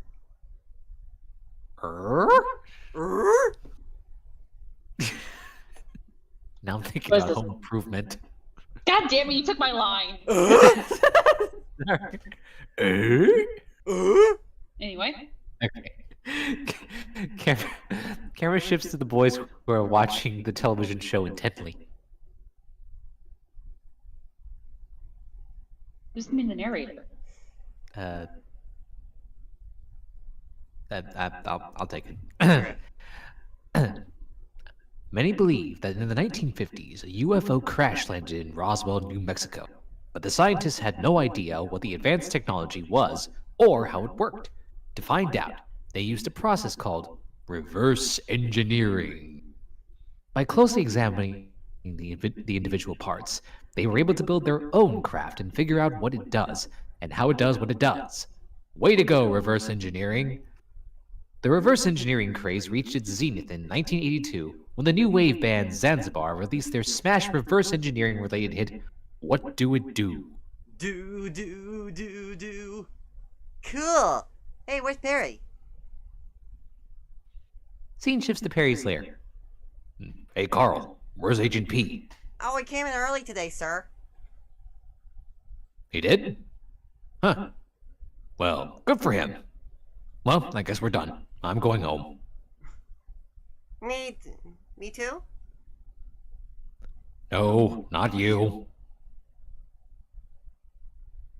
Oh, wait. I got it. Just gotta get the video up.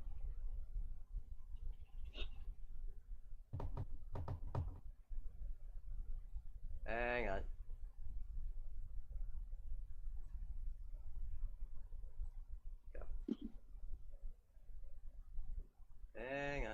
You know, it's a hey Jack, at the ice cream place I like to go to, King Cone, they actually have an ice cream flavor called the chocolate Zanzibar. Ooh, nice.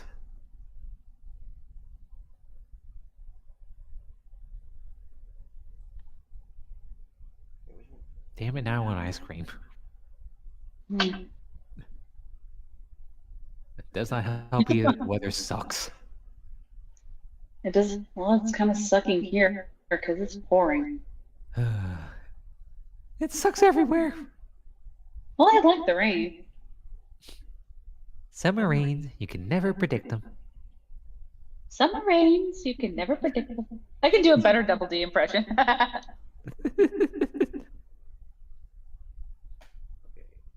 Don't worry, folks. We're doing this because Court needs to gets the proper line, and we are going to wait for him.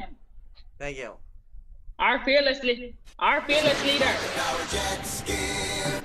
There we go. Yay! Various traps activate.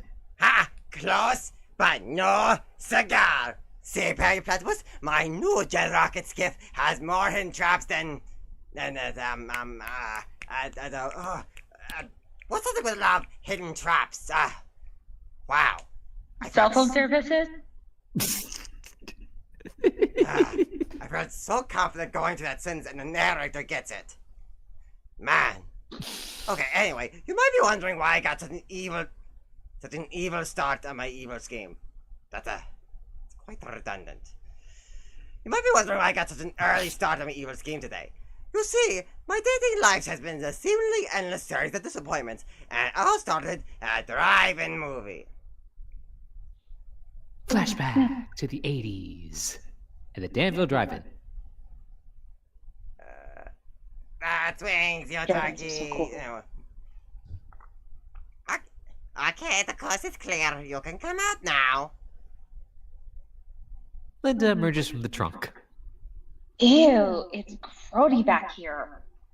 Well, on the bright side, you got them for free. So I'll just split the cost of my ticket, right? Right? You know, I could have gotten in the trunk like a block away instead. I could have gotten in the trunk like a block away instead of you first picked me up at my house. Wow, you just love to live in the past, huh? Is that like a thing with you? Whatever. Let's just enjoy the rest of the evening.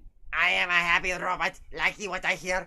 I'm just kidding. That's the thing I do. Come on, hop in.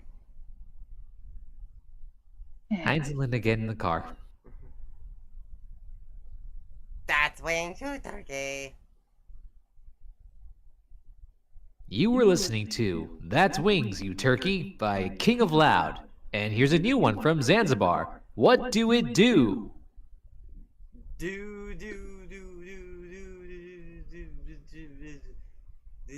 I don't remember the song. But we're talking over anyway, so I'm just not gonna sing it.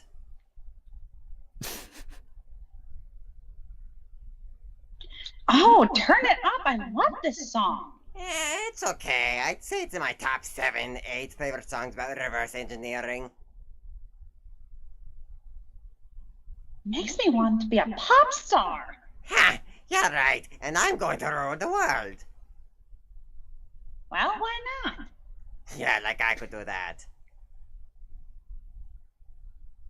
Maybe instead of, the whole world, start small, like the tri-state area. Hey, the movie's starting. You have to put the speaker on the car. No, check this out. He picks up a device. I built this awesome device that transmits the movie sound in 5th-dimensional stereo. I just plug this in here and voila! I am a clever robot. Bing bong, bing bong. Okay, Heinz, do not ever do that again. Bing The bong, device bing starts bong. emitting electrical sparks. Ugh. The device starts emitting electrical sparks, which affects all the speakers in the theater, and the screen, which explodes and launches straight into the night sky. Wow, nice one. Huh. So can we hold hands now? Take me home. Fine, get in the back. Oh my gosh. Crane falls down and crash lands on the snack bar. And I Ouch. never saw her again. Whew, dodged a bullet there. And a flashback. Oddly enough, she did become a pop star later. I'm still struggling with the whole tri-state area thing, but you know, the dream is alive. Walking to the other side. Anyway, they recently reopened that drive-in, dredging up all these unpleasant memories for me. So naturally, I built this. He gets trapped and trips, causing the huge device to fall off the rocket-powered jet skiff. Oh, really? Really? Hey, it's your trap. You made it. Cut to the Flint Fletcher house. The device crash lands in the front yard. Candace walks out of the house. Okay, Mom, I gotta get Stacy. I gotta go get Stacy. Love you, bye. Oh. Mom, She Mom, sees the Mom, device. come here. Mom, come here. Look at my super amazing right here. Oh, yeah, you're in such a... Boy? The boy spelled that? Yes, that's always making crazy things like this. See? What is it? Well, obviously it's Why don't you ask? Bust them. Ask. Ask Wait, slash that's- bust them. Yeah. Why don't you ask slash bust them? Ask slash bust us what? Do you mind telling me what this and why you built it in the front yard? We didn't build this, Mom. Bust it. Wait, you didn't? Not that I'm aware of, no. Burp.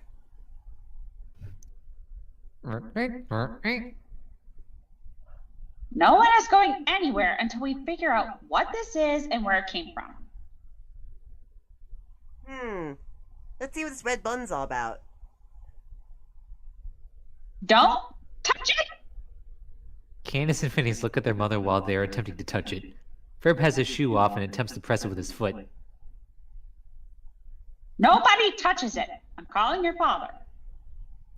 Phineas looks at the device and smiles at his brother. Hey, Ferb. Reverse bit engineering. Huh? I know what we're gonna do today! Think again, bucko. Mom said no touchy-touchy. We don't need the touchy-touchy. We have a portable electronic scanner. We have a portable electronic scanner, gumption, and another portable electronic scanner. Well, I'll be watching you closely, so don't think you can get one. All done, Ferb? Cool. Let's get reverse engineering. Cut to Lawrence at the presentation. And here's a 17th century Worcestershire spring stick, which belonged to the Earl of Worcestershire. A man dressed in royal garments and a mouse costume appears on screen. Lawrence's phone rings. Oh, excuse me for a second. Hello? Cut to Linda in the house. Honey, do you know about the thing in the front yard? That was kind of weird to say. Lawrence, thinking she's referring to the birdhouse. Oh, yes, of course I do, honey. I made it myself. Do you like it? You made that? Look, darling, I'm in the middle of something right here. So I'll have to phone you back. But Okay, honey, don't press the red button on it, will you? I want to be there when you see it, okay? well, okay, but I'm not very comfortable with. Cheers, love. Bye. Cut to the rocket-powered jet skiff, which is jetting over Africa. Cut to on board the skiff, where Doof and Perry are now in different traps. You know, in retrospect, I probably had a little overboard with the traps in this thing. Okay, alright.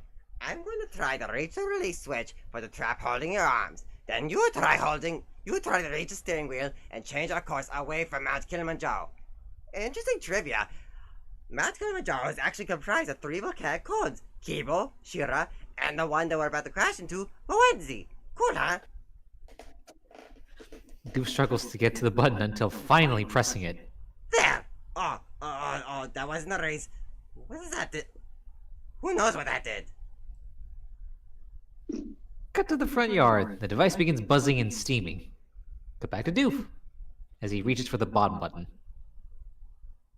Okay, this one should be right. Okay, I got it. Perry gets released. Quick! Perry jumps onto a cage and steers the skiff away from Mowenzi. He falls backwards and gets trapped again. You know, butterflies, I got, of course, had a lot of traps in. That's what I should have said. Yeah, that works. Yeah, sand traps, water traps. Oh, that actually is pretty clever. Yeah. Too bad you didn't actually think of it earlier. I said 2020. Anyway, cut back to the front yard. Linda approaches the device and daughter.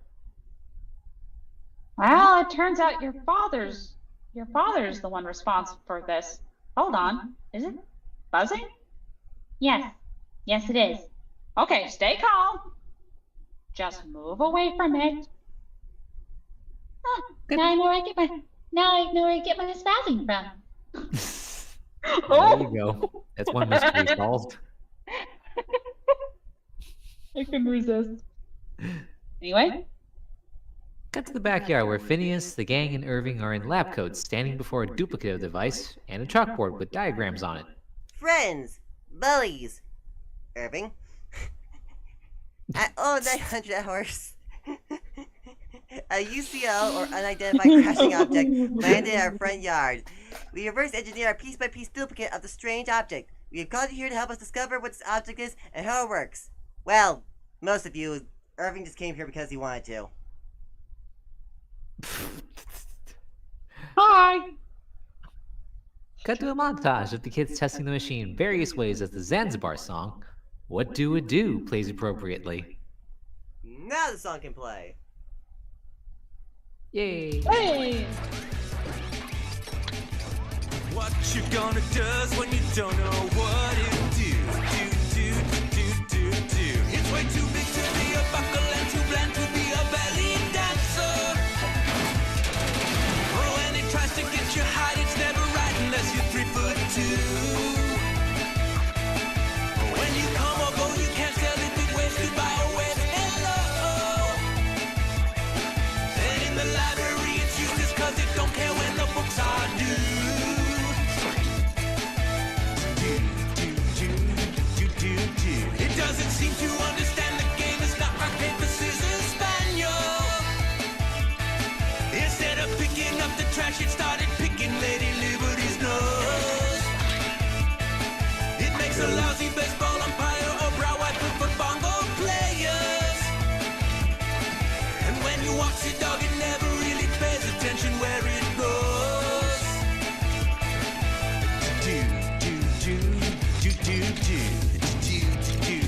What do it do?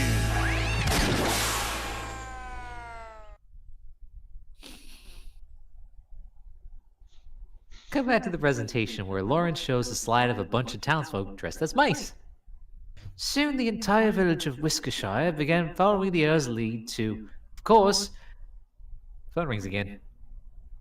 Do forgive me. I'm awfully sorry. Hello? Petal into the front yard. Lawrence, you have to come home right now. This thing is freaking me out. Linda, my dear, I love you, but you couldn't have chosen a worse moment to go completely bonkers. I'm sorry, but I've got to call you back. Bye! Go back to the front yard. Oh, he doesn't believe me. He said I sounded crazy. He says I sound crazy. Oh, really? Yeah, it's not like I'm imagining this. Of course not. Gosh, that must be so frustrating to have someone not believe you when you're telling the truth. Oh, you don't know the half of it. That feeling you have right now, that's how I feel every single day when you don't believe me about Phineas and Ferb. About what Phineas and Ferb are doing. Now that you finally understand, wouldn't you come with me to the backyard? Why? Now, keep in mind how Dad just made you feel. Phineas and Ferb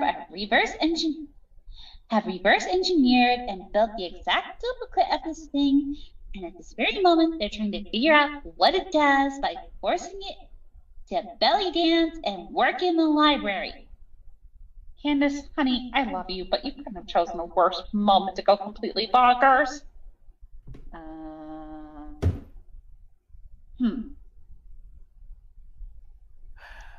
Hypocrisy, Okay. thy name is Linda Flynn. I don't know if you heard, but I actually hit my head on the table for that one. Anywho, Good. cut to Gay Paris, where the skiff is flying past the Eiffel Tower. Pierre! Pierre! They all look. I bet you like half people down there look around like, oh, who called my name? Rude. So juvenile. Cut to the backyard, where Baljeet and Isabella are sitting at a dinner table with a candle on it.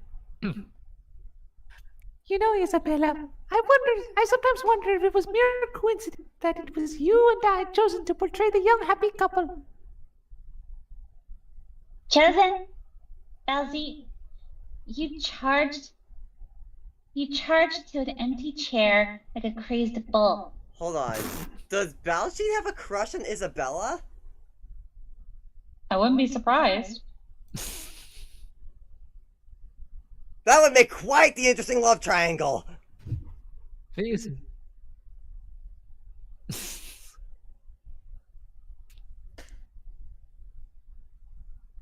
Phineas approaches the table with a device, both dressed in a maitre D. Maitre d'. Yeah, sorry, thank you. You're good. Both dressed as a maitre d and a waiter, respectively. Here we are, Madame and Monsieur. I feel like I should be the one sitting there instead of Baljeet. I don't know why. No, it's just Phineas. I'm making a joke because Phineas Isabella. Oh, right. Okay, never mind then. The device spots something. POV shot from the device as it locks its top. Great, now I'm losing my words. Device spots something. POV shot from the device as it locks its target onto the candle. And what can I get for you this afternoon? The device drops its tray and swipes the candle off the table. Up. The device stops. Give.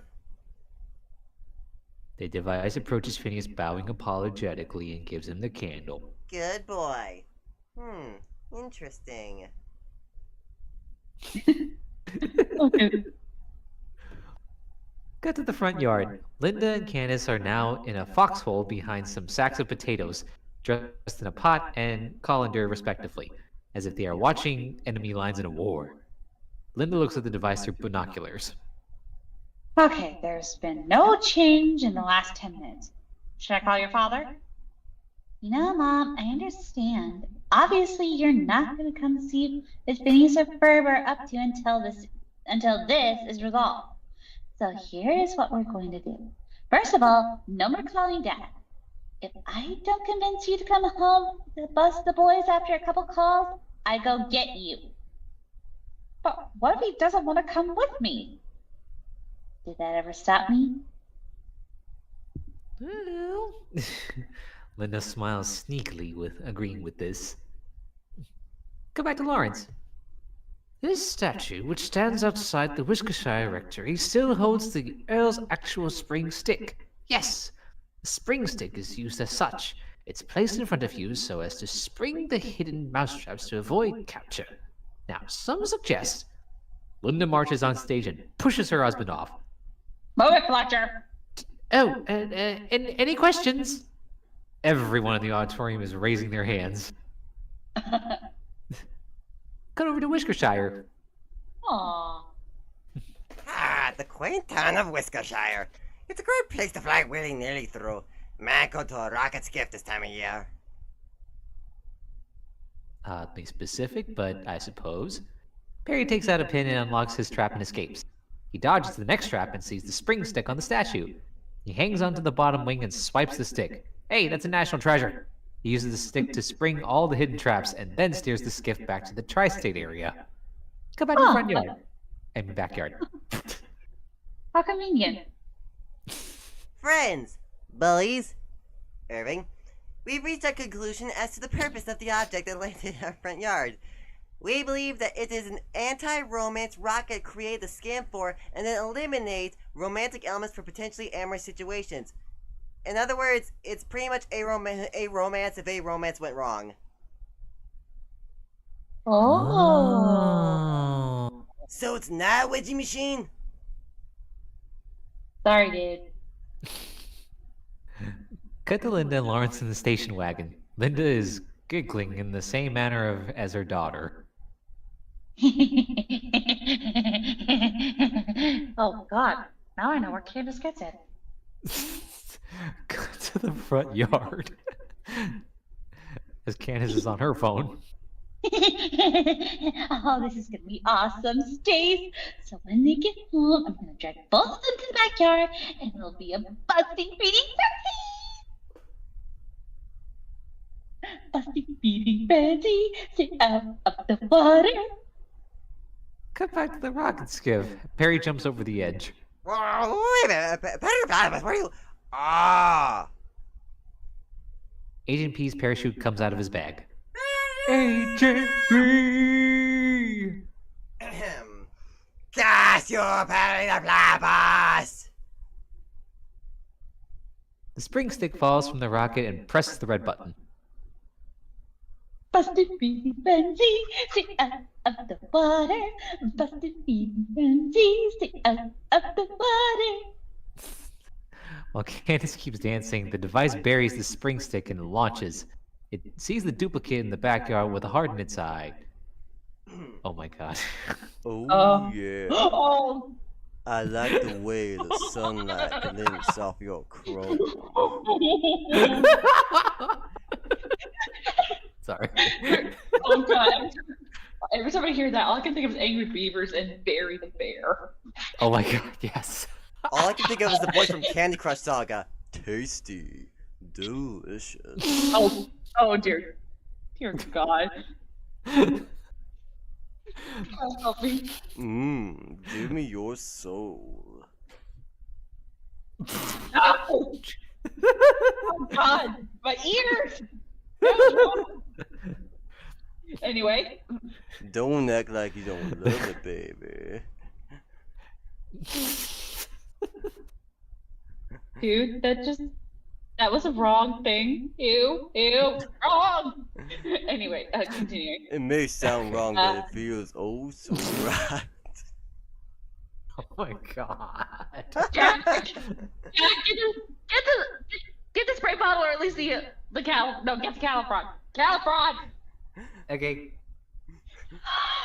Yeah, Which aisle's it in? if you got the spray ball, Oh, then I could that's easily just awesome. gone, oh, you want to get me wet.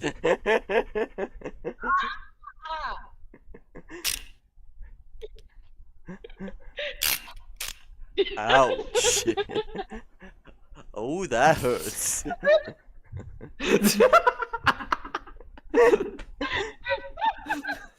This is getting worse. Oh God. Who needs alcohol when you got a bunch of fucked up sensitive humor? Anyway, okay. After the berries sounded like Barry White sounded Okay, like Phineas. Okay, Phineas. The two devices fall in love and launch off into the sun. Going into the sun.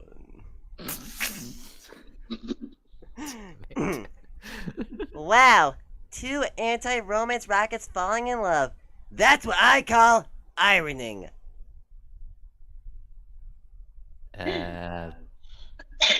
Close enough there, Buford. Come back to the dancing maniac known as Candace. It's a busted bean frenzy, stay out of the water. It's a busted bean frenzy, stay out of the water. The station wagon pulls up. There! Tell me that's not terrifying. As Lawrence looks at their daughter. I'm so sorry I doubted you. Oh! Going down, down, down, down at the busted bean frenzy, stay out of the water. Wait, but Candace, where did that thing go? I don't know, but Mom and Dad, you have to come back here with me right now and see what the boys are. She sees the two devices rocketing over the house, leaving a puff of smoke in the shape of a heart. Never mind. Cut to the gang. And Irving, I guess, in the backyard. Irving always gets singled out.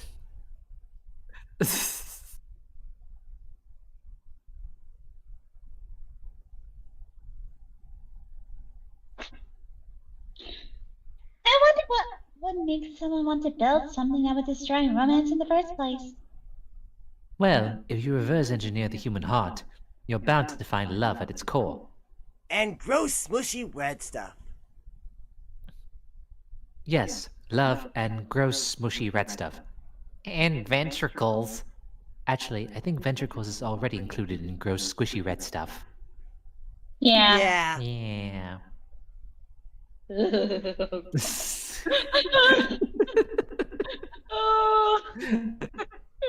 Oh my Lord above, have mercy.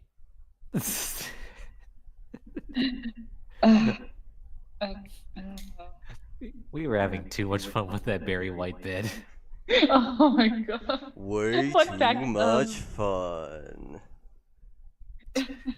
Actually, fun fact, when I was a kid in that episode of Angry Beavers where they had the Beaver Fever song, my mom actually liked that episode just for that Barry. He's like, baby. And just keeps repeating, baby. I can't listen to that song and not think of other things. You know, the Beaver Fever song. Like, when you're kids, it's just literally people. It's like literally beavers talking about themselves. But now that you're an adult listening to it, it's like, that's not what I'm thinking. You know you Come want, on, you know. You know you want it, baby.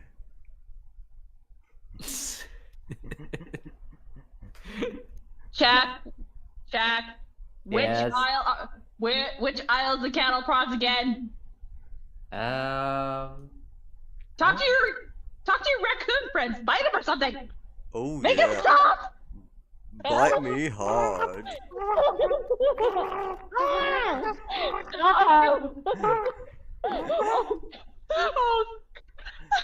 Oh yeah, get that cow prod and mark me. Oh my God. Jeez, it's almost as bad as my Asmodeus impression. And I'm Eddie!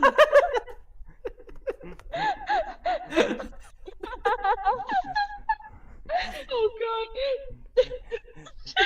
From the groin to the bust and desire we trust in the house of Asmodeus. Oh.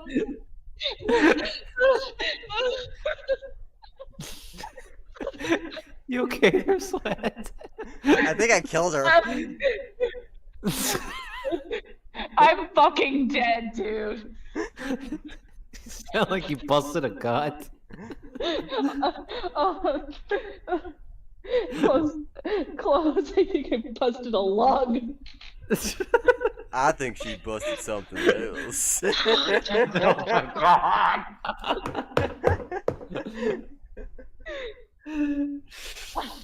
Oh God, I need water. I'll be right back. I'm gonna get something to drink. Okay. Oh. There was one right there I could have done, but it would have been way too obvious. Oh?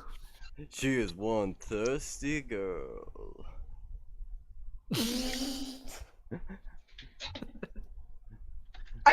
heard that.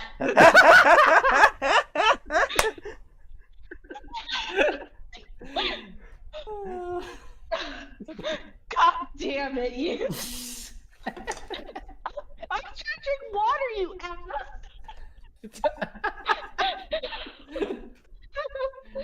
Oh. Oh.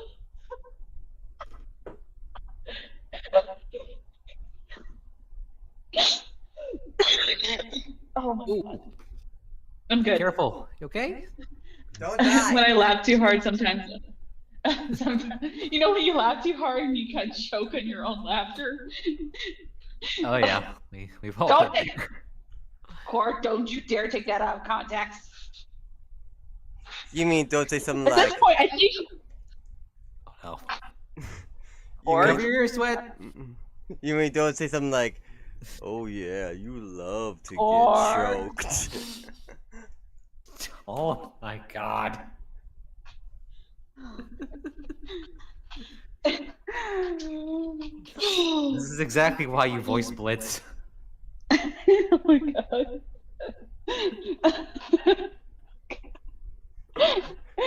Oh, Blitzy, you make me so excited. I can't wait to feel your slimy cock inside my... Where's the babe? Jeez, I'm breaking worse than I broke Jack during Who's Line. Oh my God. It's 8:30 here. Oh my God. I'm gonna have to call it a nap. Fuck! Sorry.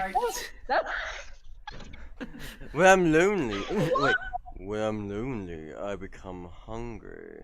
When I get hungry, I want to choke on that red of yours. Loud! Loud! At least, Until you're at screaming least clear my head. like a Oh, at fucking least it's blunt. baby.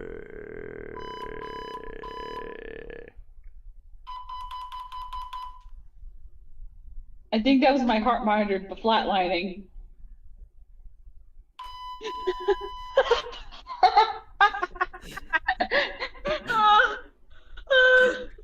I am so glad this is live because I want to listen to this tomorrow during work. All right, I am calling You will come back for more. Okay, I've got a line for you. That's it. I'm getting me mallet. Okay, oh that's yeah, enough. pound me.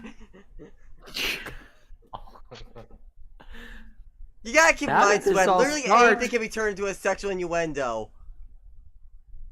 Okay, this started because of the damn Barry White impression. Yep. Comes you, Barry White. Comes you. Wait, that's Barry. Cashew Barry the White. Wait, he's not white. So why is his last name White? I was gonna say. That's just Futurama reference. Barry White. I'm gonna let you sit with that. Actually, it's an interesting question. You got Barry White and Jaleel White, who are both black, and you have Lewis Black, who's white. That is so weird. What is that? Is that what they call a flip of the coin? Yeah. Maybe back when their ancestors were deciding on a name.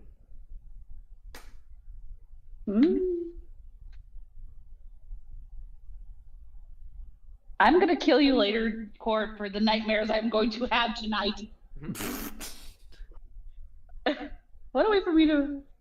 Oh my gosh, okay. To everyone listening, I deeply apologize for what you just heard me say right now. I am normally not like this. But again, you know where to find me. If you don't, just listen to our past streams. And Curse you, Court the Jester! Curse you! But anyway, good night, you guys. Love y'all. Nice. Sweat. And then there were two. Yep.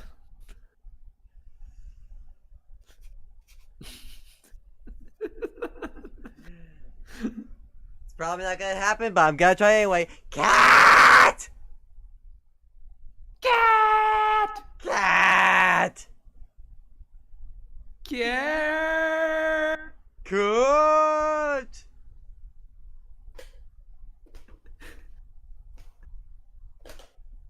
Oh well, wanna do a tier list?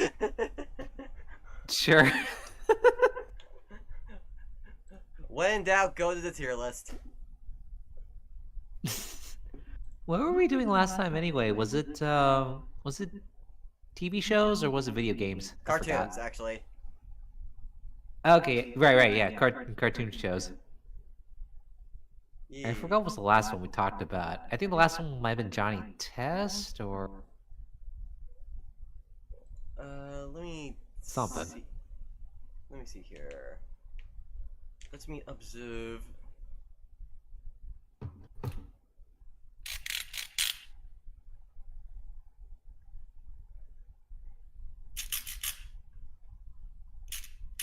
This is what we have to resort to when we have no one else here, folks.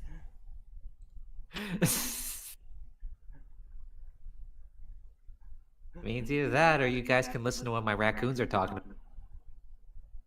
What are they talking about? Mostly complaining about that there's hardly any good food in the dumpster. It used to be better behind the bowling alley. They always dump out the leftover nachos there. So why did they decide to move to a Home Depot? I'm pretty sure they don't even serve food at Home Depot. No, they don't, but they serve all kinds of cool little knickknacks for them to mess around with. Hmm.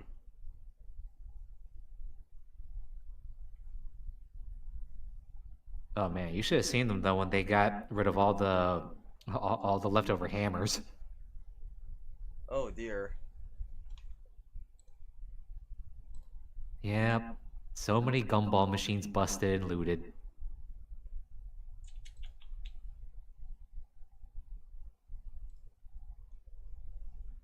Alright. The next one we were at was Cat Dog. Cat dog. Ah, cat dog. Nice. That's definitely an S tier for me. That I grew up on. Yeah, it's like I can think of very few other cartoons where you get to hear Tom Kenny and Jim Cummings as the main characters. Hmm. They had the best chemistry as a duo. Oh, for sure. And plus, one of the best theme songs that you just can't get out of your head. Yeah, Cat Dog, Cat Dog. Yeah, no. Hello, Hello, the world with a cat dog. Speaking of catchy theme songs, I think you can pick up what the next one is just for me saying this. You take the moon and you take the sun. You take everything that seems like fun. You start all up and when you're done.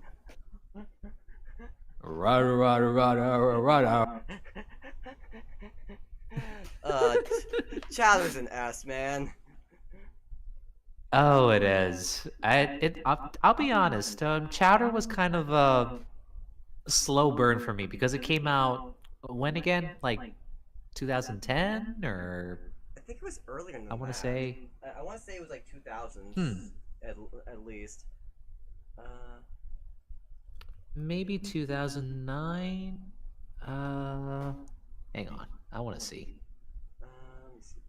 Oh, you're right. 2007. Yeah. Huh. But, well, even so, I didn't. Yeah, like I said though, it was still a slow burn for me because by the time I learned about it, I'd started college already. That this was like 2010, so like 3 years after the show. And at first I didn't think much of it, but then certain episodes kind of got me hooked. and got me more hooked on some of the visual gags that the show was about. Definitely my favorite episode is the one with the what was it the one involving the roast most and Chowder following his gut. I don't know if you remember that episode. Uh, no, it's not coming to mind. Eh, that's okay. Yeah. I think I'd have to say my favorite episode is definitely the one where I don't remember the exact details, but I remember Chowder ended up getting like a huge brain and became self-aware that they're all in a cartoon. Oh yeah, I remember that one.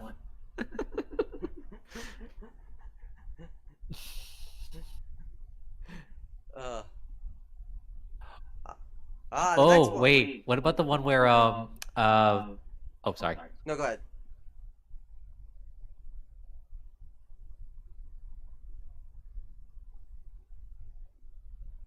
Go ahead. Oh, that. Okay. That's gonna bring up the one where Gazpacho needed Chowder's help writing down all his jokes.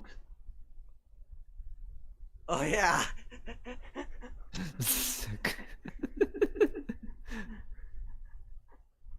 uh.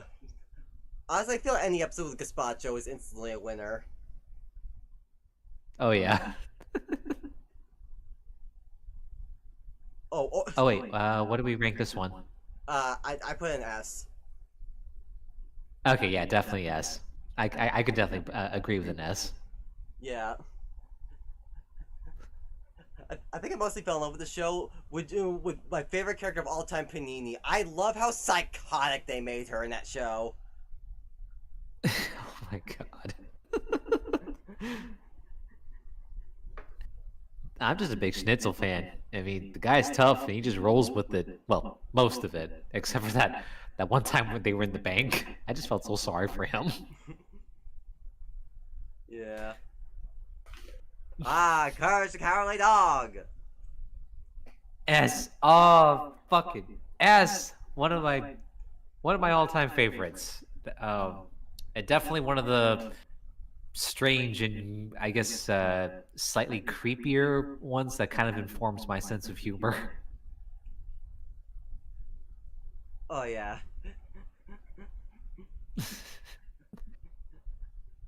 Return the slab. Or suffer my curse.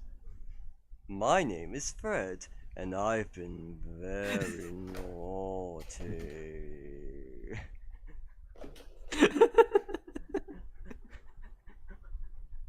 I loved it with that episode. It felt like every single time he said that word, it felt like the naughty just got longer and longer and longer. I think it did.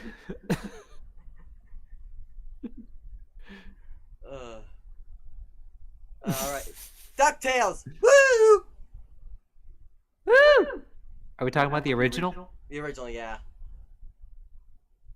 Cool. I never did get to see all of it, but I remember still enjoying it. You know, growing up. Catching whatever I caught that was on TV. Just based off of that, I could give it an A, if not a low S, because I was gonna say either one, whether the original or the 2017 reboot, they're spectacular. Oh yeah, absolutely. Like, I love the original, but I also think the remake is fantastic, especially with how they were able to expand upon characters that, to be honest, were kind of flat in the original. Characters like Huey, Dewey, and Louie, Webby, characters like that. Oh yes, definitely.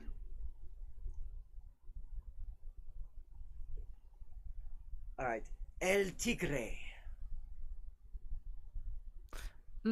I never did get to watch that one. I mean, I saw maybe some clips. Well, not clips, just, small scenes here and there when I was just flipping through channels. Seemed interesting, though. I don't really know what it's about, though.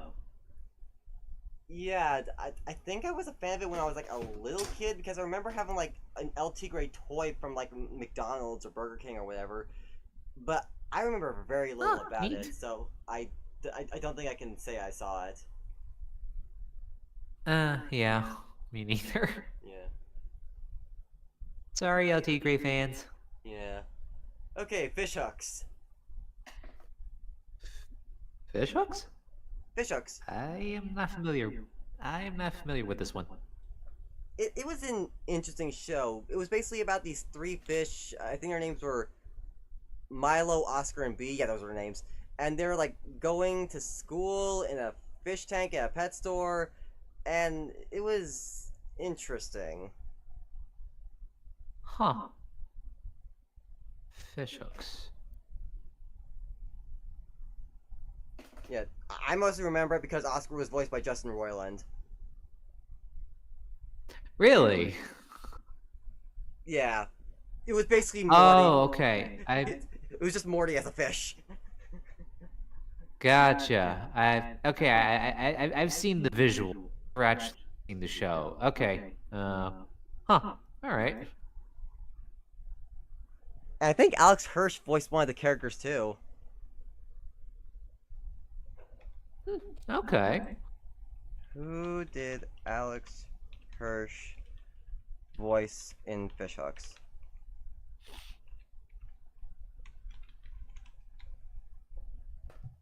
He voiced a character named Clemantha. Clemantha? Oh yeah, I remember. She could have a voice like this. There I was. I am a clam. Kinda like that voice he gave the parrot in Gravity Falls. Mabel! Will! You! Accompany! Gideon! But yeah, it was fine. Solid B, I guess. Huh, okay. Yeah. Alright, The Marvelous Misadventures of Flapjack! Oh. This one is a strange one that I kind of dug just because I don't know. To me, it felt like it kind of felt like a spiritual successor to Courage the Cowardly Dog for its strange and disturbing surrealist humor. Yeah, no, I definitely. Whenever I happened to catch an episode on TV, I would just watch it all the way through. I would put this one at a. Hmm. My gut's telling me anywhere within A territory. I'm not sure. I'm not quite sure what it is that's holding me back from being an S, but I don't know. That's just what my gut feeling tells me. Yeah, I getcha. Every time I saw an episode, it always kind of felt to me like a bit of a. It kind of felt to me like if Courage and Adventure Time had a love child. Well, that's that's a good way of looking at it. Although, for that matter, even Adventure Time had its disturbing moments as well. Oh yeah, definitely.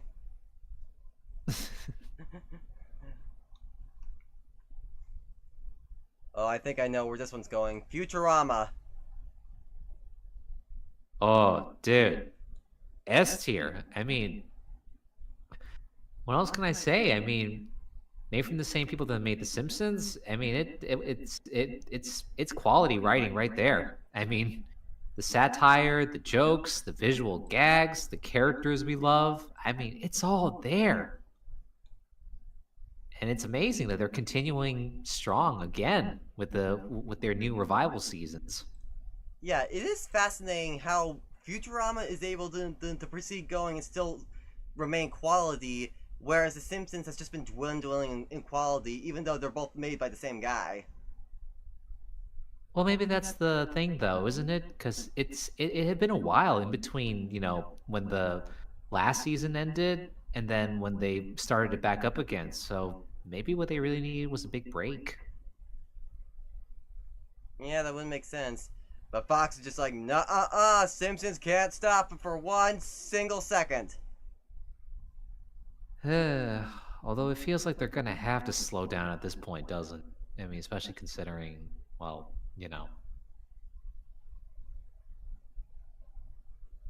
Actually, no, I don't know. What are you talking about? Well, God, I hope I'm not remembering this incorrectly. Didn't Marge's voice actor pass away recently?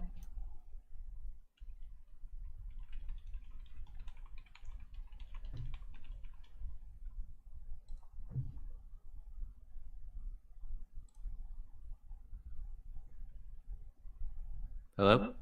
Hang on, looking this up. No, Julie Kavner is still alive. Huh? Then who am I thinking of? I thought somebody within the Simpsons cast passed away recently.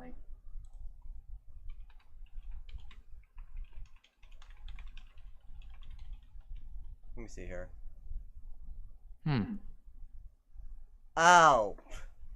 Nancy McKenzie, a voice actress best known for dubbing Marge Simpson on The Simpsons to Spanish for Latin American audiences, has died.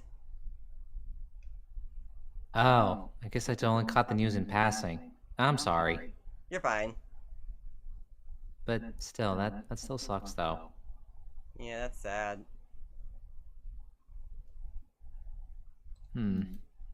But even so, I mean, I feel like they're way past due to slow down for a bit. No, yeah, definitely. Alright, Invader Zim.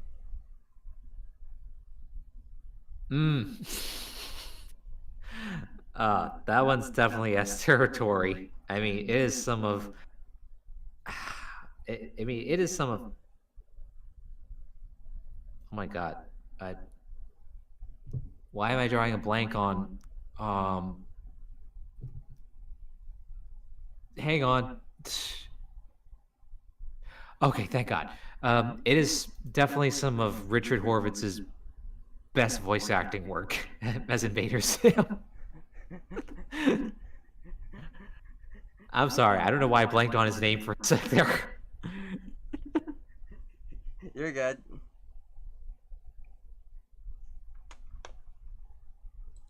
But yeah, absolutely. Like, I was honestly stunned when I saw that Invader Zim was getting a Netflix special. Like, that was sick. Oh, that was.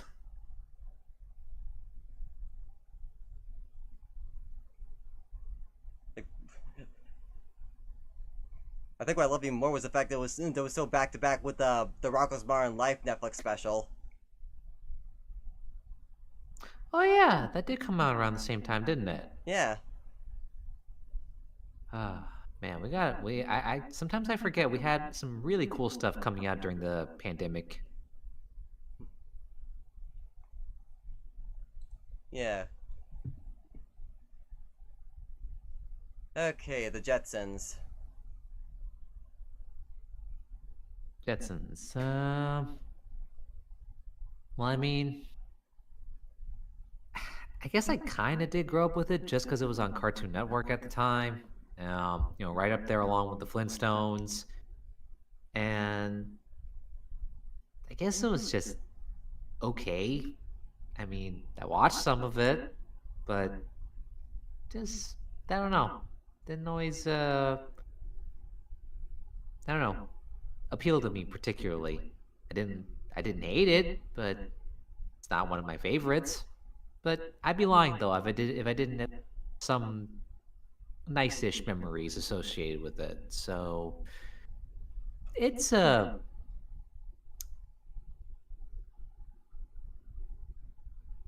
can bump it up to like a B plus or something just because I will give this I will give this to those old shows. They did have catchy theme songs. That's easy to get stuck in your head. So Yeah. And plus, It's it is iconic. impressive that such old shows like that have stood the test of time. Like characters like the Flintstones, the Jetsons, Scooby Doo. It's like they all know how to stay relevant, even though they're they're a bit of a product of the times.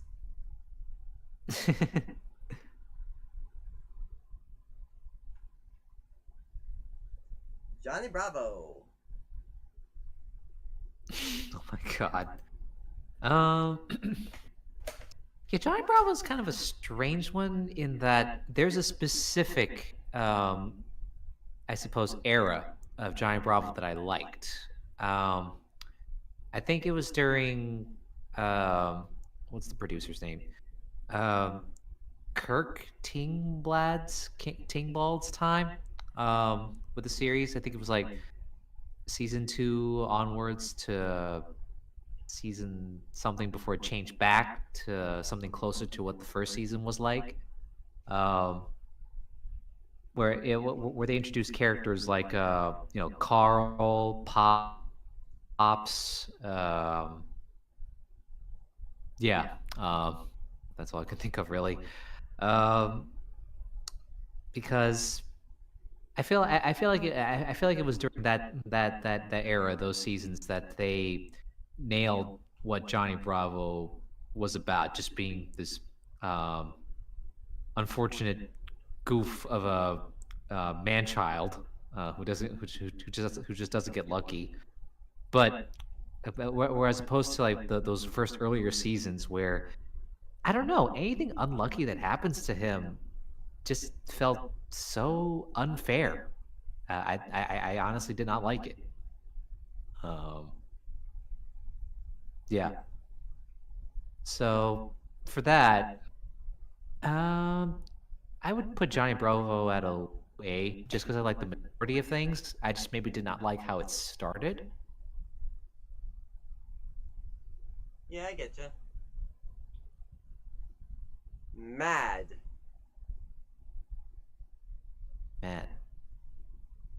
Oh, like as in Mad TV? Well, I know not Mad TV itself. That's a whole other thing. But Yeah. well, okay, maybe not Mad TV, but associated with the Mad magazine like thing, right? Yeah. Okay. I'll be honest. I have not really watched much of it. Maybe I saw some clips here and there, but not that much. I've seen a few episodes, and to be honest, I feel like the parody with it was kind of hit or miss. That's the sense I got from it as well. From the Yeah. few episodes I've seen here and there. Yeah, like sometimes they hit gold, and other times there's just nothing funny about it. Some of the ones that pop in mind that didn't really make me laugh was a parody of Avatar called Avaturd.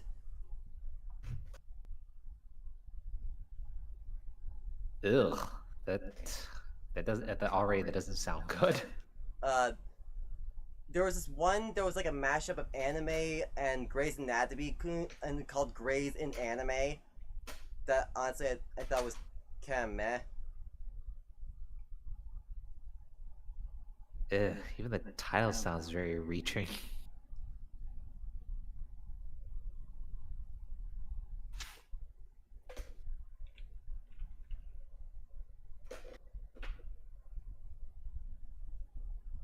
Yeah. But that being said, there were some really funny ones though. There was one called there was one called Captain America's Got Talent that I thought was pretty entertaining because seeing Captain America in like a reality TV setup, I will give credit, that really made me chuckle.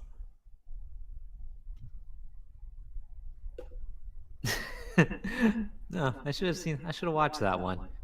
I remember watching them doing the Avengers parody where they mashed up with Adventure Time.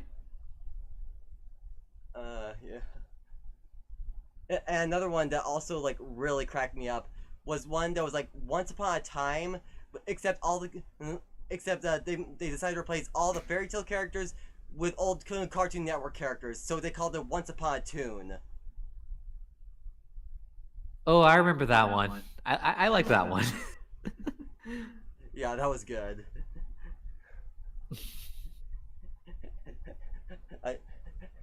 It just cracks me up of who the big bad they got to replace Regina.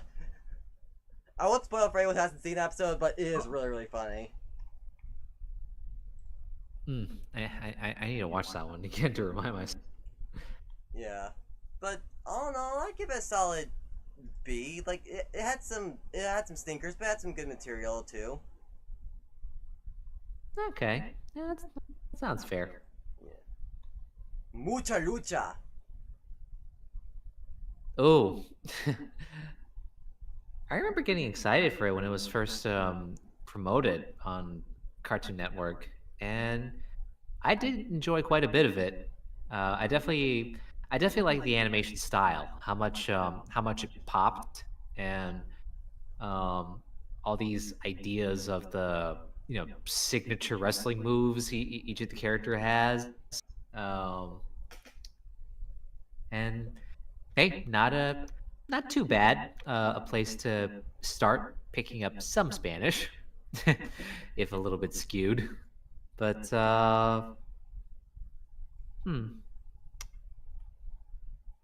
let me think here. Trying to be fair. I would say I enjoyed most episodes. I don't think there was ever an episode that was subpar or let me down in any way. I think I would say it was consistent enough for me anyway that I would give it a low A. Yeah. Yeah. Ah, Rugrats. Oh my god. Oh, S. It's just one of those franchises that that was that succeeded. I think way more than it should have somehow. I mean, on paper, I don't know. Um, on paper, a cartoon about um, babies and and how they're able to communicate with each other and their own perspectives on things probably wouldn't sound that appealing to me, and yet I still grew up watching it and liked it anyway. I mean, it definitely proved popular enough to get what, two movies, Uh, or was it three? three movies because I remember the third one was a crossover between Rugrats and Wild Thornberrys. Oh my god, yes. Oh god, how could I forget that? And even cooler still that we got to continue the story a little further with them as prepubescent teenagers. Wow.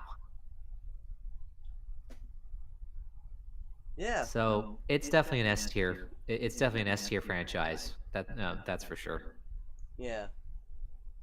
I almost kind of wish when they brought it back instead of just like making them babies again for Paramount Plus. I honestly kind of wish they went a bit further and like went into their college years. Oh yeah, they did bring it back, didn't they? I Mm-hmm. forgot. Huh. And it was like 3D animated, wasn't it? It was, yeah. Ugh, that yeah, that's why I didn't bother. Um, yeah.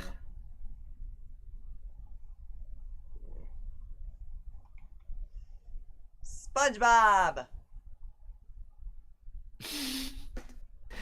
I mean, need we bother ranking this one?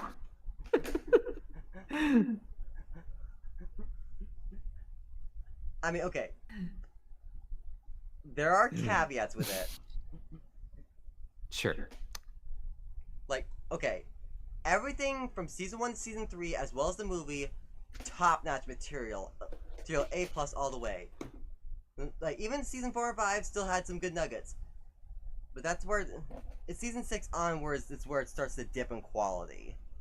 And we all know why, because Steven Hillenburg left, and the writers and the editor, they didn't really know where to take the story, and it just kind of meandered. It wasn't until Steven Hillenburg came back that it really started to feel true to its form again. But yeah, with all the lows and highs that the series went through, if we're talking about those original 3 seasons and the movie, then yeah, we absolutely be best here. But with everything else, I'm sorry, I think I got bump it down to an A. Okay, that's fair. Cause I'll defer the opinion more to you because I certainly did grow up watching quite a bit of it, and then watched it sparingly here and there, or within the 2000s as it was still going. And honestly, the only reason it still was kept relevant was just because of all the memes I saw and how much my friends kept talking about it still. So I'll defer more to you, since you probably, well, I mean, not probably, since you have followed it more closely to be able to know about the dips in quality here and there. Yeah. Star Wars: The Clone Wars. This one I may have to defer to you because I've never seen the show. Star Wars: The Clone Wars. Okay. Well, the thing is, when I hear that, I'm trying to think. I mean, most likely, it's talking about the CG animated show, because otherwise, the first thing I think about is the 2D version that first came out under Genny Tartakovsky, the same guy that did, Samurai Jack. So think Star Wars if it was done Samurai Jack style. But most likely, we're talking about the CG animated show that ran for several seasons, which I will say this for both of them, top notch in their own ways. Genny Tartakovsky, just because his visuals can do no wrong and was just made for a very stylized version of Star Wars. The CG show had top notch quality writing and lore building that we so desperately needed for the franchise, and I'm so happy has been canon and has branched out and rooted into all sorts of different shows, different plot lines, character, and I mean, it's the show that gave us Ahsoka, and was able to make her an awesome character despite the rocky start she had in the first couple of seasons or so. So, for any reasons, whichever version of the show you're talking about, frickin' S tier for me. Alright. Yeah, I think they're talking about the CG show. Okay, still S tier. Yeah. Yeah, I definitely need to watch that one. It might make watching the prequels a bit more tolerable. Oh yeah, no, this is something that helps make the prequels better. It will make you appreciate the prequels even more, if not for the damn sequel series. Even Jar Jar? Even, I guess. Yeah, that's what I thought. I mean, Jar Jar's just a tiny speck, a tiny blemish in what is otherwise awesome way to make the series great again. A tiny blemish and that takes place a lot in 1/3 of those movies.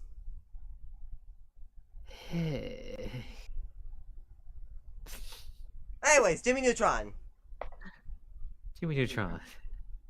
I'll be honest, I did not watch much of it growing up. I only ever saw the movie. Although that's something I wanted to clarify. Did the movie come out first before the series, or was it the other way around? Actually, the movie was the pilot episode for the series. Okay, all right. Yeah. Otherwise, that's really all I know. Is just that pilot movie, I guess, which I remember watching and enjoying quite a bit. I just never got into watching the TV series for, well, whatever reason. I don't know. I was probably more interested in other stuff, but yeah. No, I will. I'll defer more to you. You've probably seen more of it, right? Oh yeah, definitely. I've seen quite a bit of it. I remember watching it as a kid. I remember being so excited for the Jimmy Timmy Power Hour when I found out about it. And about one big crossover between Jimmy Neutron and Fairly Odd Parents. That was sick. I heard about that. Oh, actually, I did. Oh, wait. Okay, now I'm remembering when. What was it when Timmy crossed over to their world? How weird he looked in 3D. Yeah, though I think that was part of the joke. The idea that the Yeah, characters don't really I would work on imagine. the other animation styles.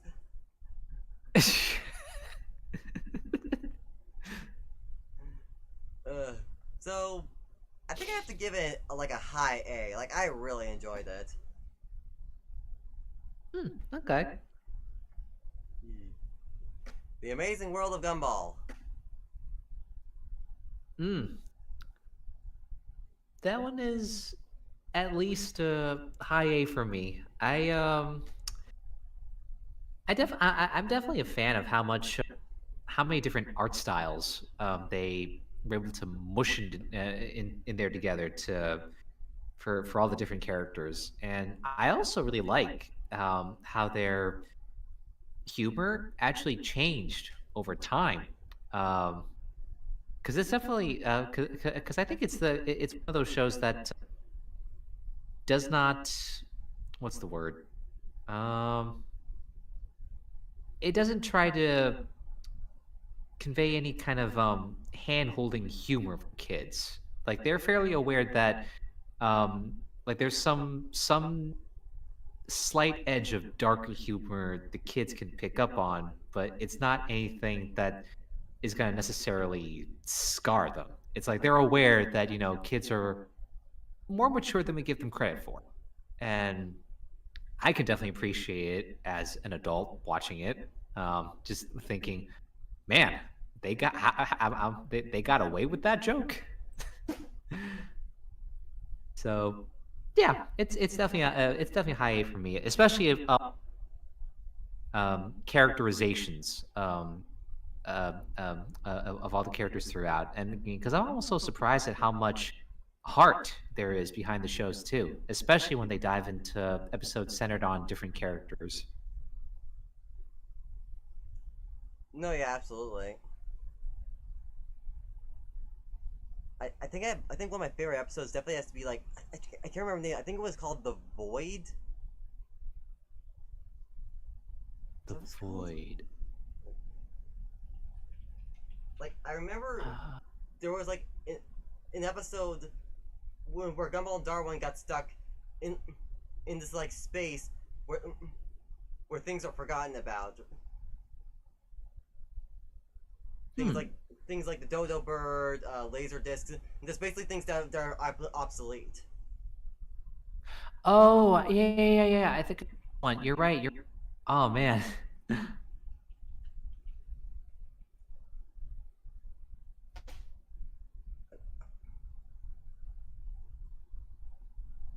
Yeah, it was called The Void. Yeah. You're right. Oh, my favorite one had to be the one where they were trapped in a RPG. Oh yeah.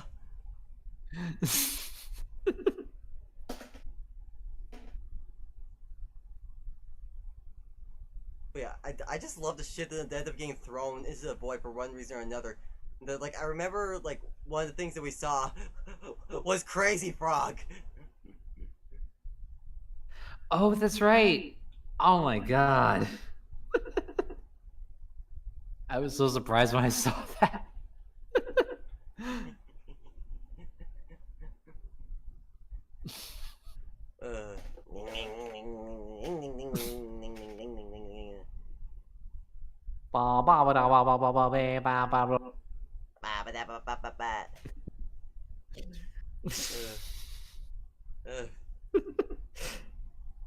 How many words should we do before we call it? I don't know. How much more is there on the list anyway? Hold on, let me do a count them up. 1, 2, 3, 4, 5, 6, 7, 8. So there are 8 in one row. There's 1, 2, 3, 4, 5, 6, 7, 8. 8.5 rows. 8 times 8. 4. A lot.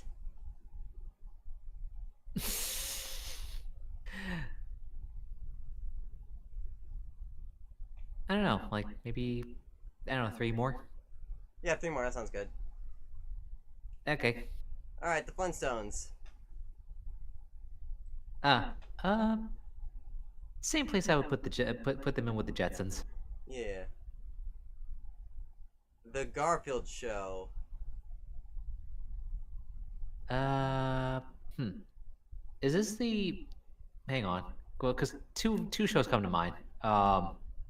There's the 2D one from way back. No, I no, no. think That it one was was called called Garfield and Friends. Yeah, that's the one I was thinking of. Oh, and then I'm guessing this one is like the 3D CG one that came out in, I don't know, 2010s or late 2000s. Yeah, that sounds about right. Yeah, I didn't watch that one. I saw a few episodes and it was fine, I guess. Solid C. Like, I don't know, in my opinion, it didn't really fit the feel of Garfield, in my opinion. Hmm, that's what I thought. Didn't seem like it really quite captured it. At least in the old show, it was animated in pretty much the same style as the comics. So at least visually it looked appealing. Yeah. Yeah, there was just a couple things that kind of I just couldn't get into. Like, one of the things that really bugged me when watching was the fact that Garfield's mouth moved when we all know, no, Garfield never actually talks out loud. It's all just like thought bubbles. Right.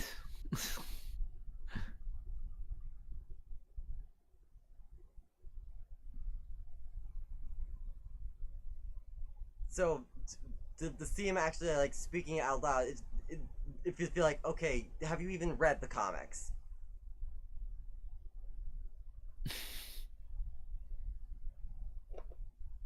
Ugh. Yeah. The Penguins of Madagascar. Didn't really watch that one. I mean, honestly, by the time they started putting out series, I don't know, things had kind of died down with my overall interest in the Madagascar series. So yeah, I didn't really catch any of it.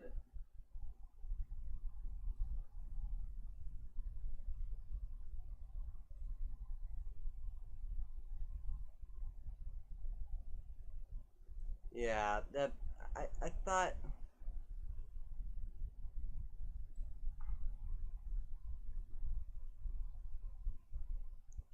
I don't know. I'd say it's a solid B, I guess. Like it was fine. Like the Penguins are decent characters to give their own show, and honestly, the way they went about it was they did a good enough job. Okay. Yeah. Yeah, definitely B.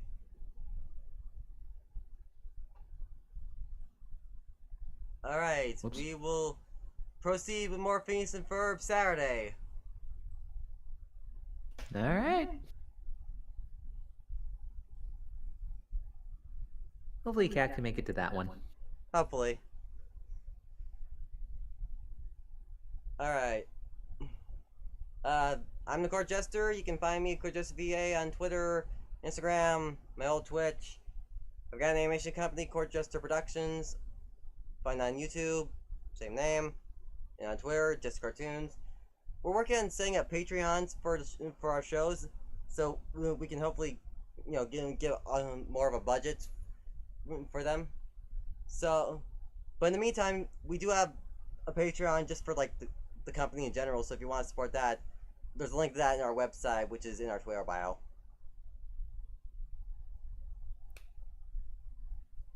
Yeah, support this dude. He has ideas.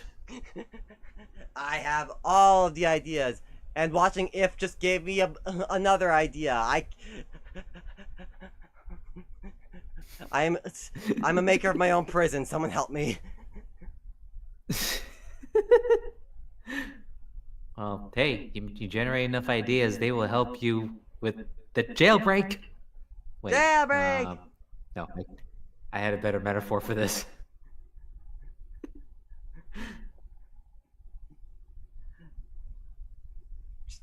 Just say your outro, dude. Oh, okay, right.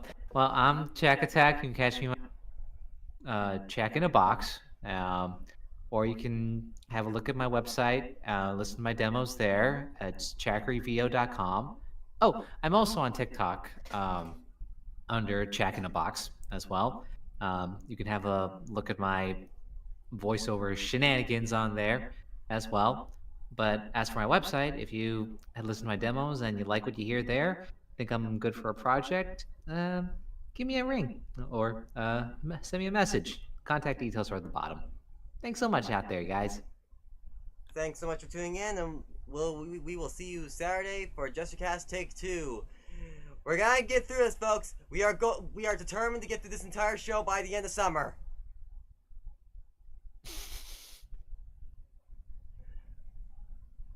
Bye-bye.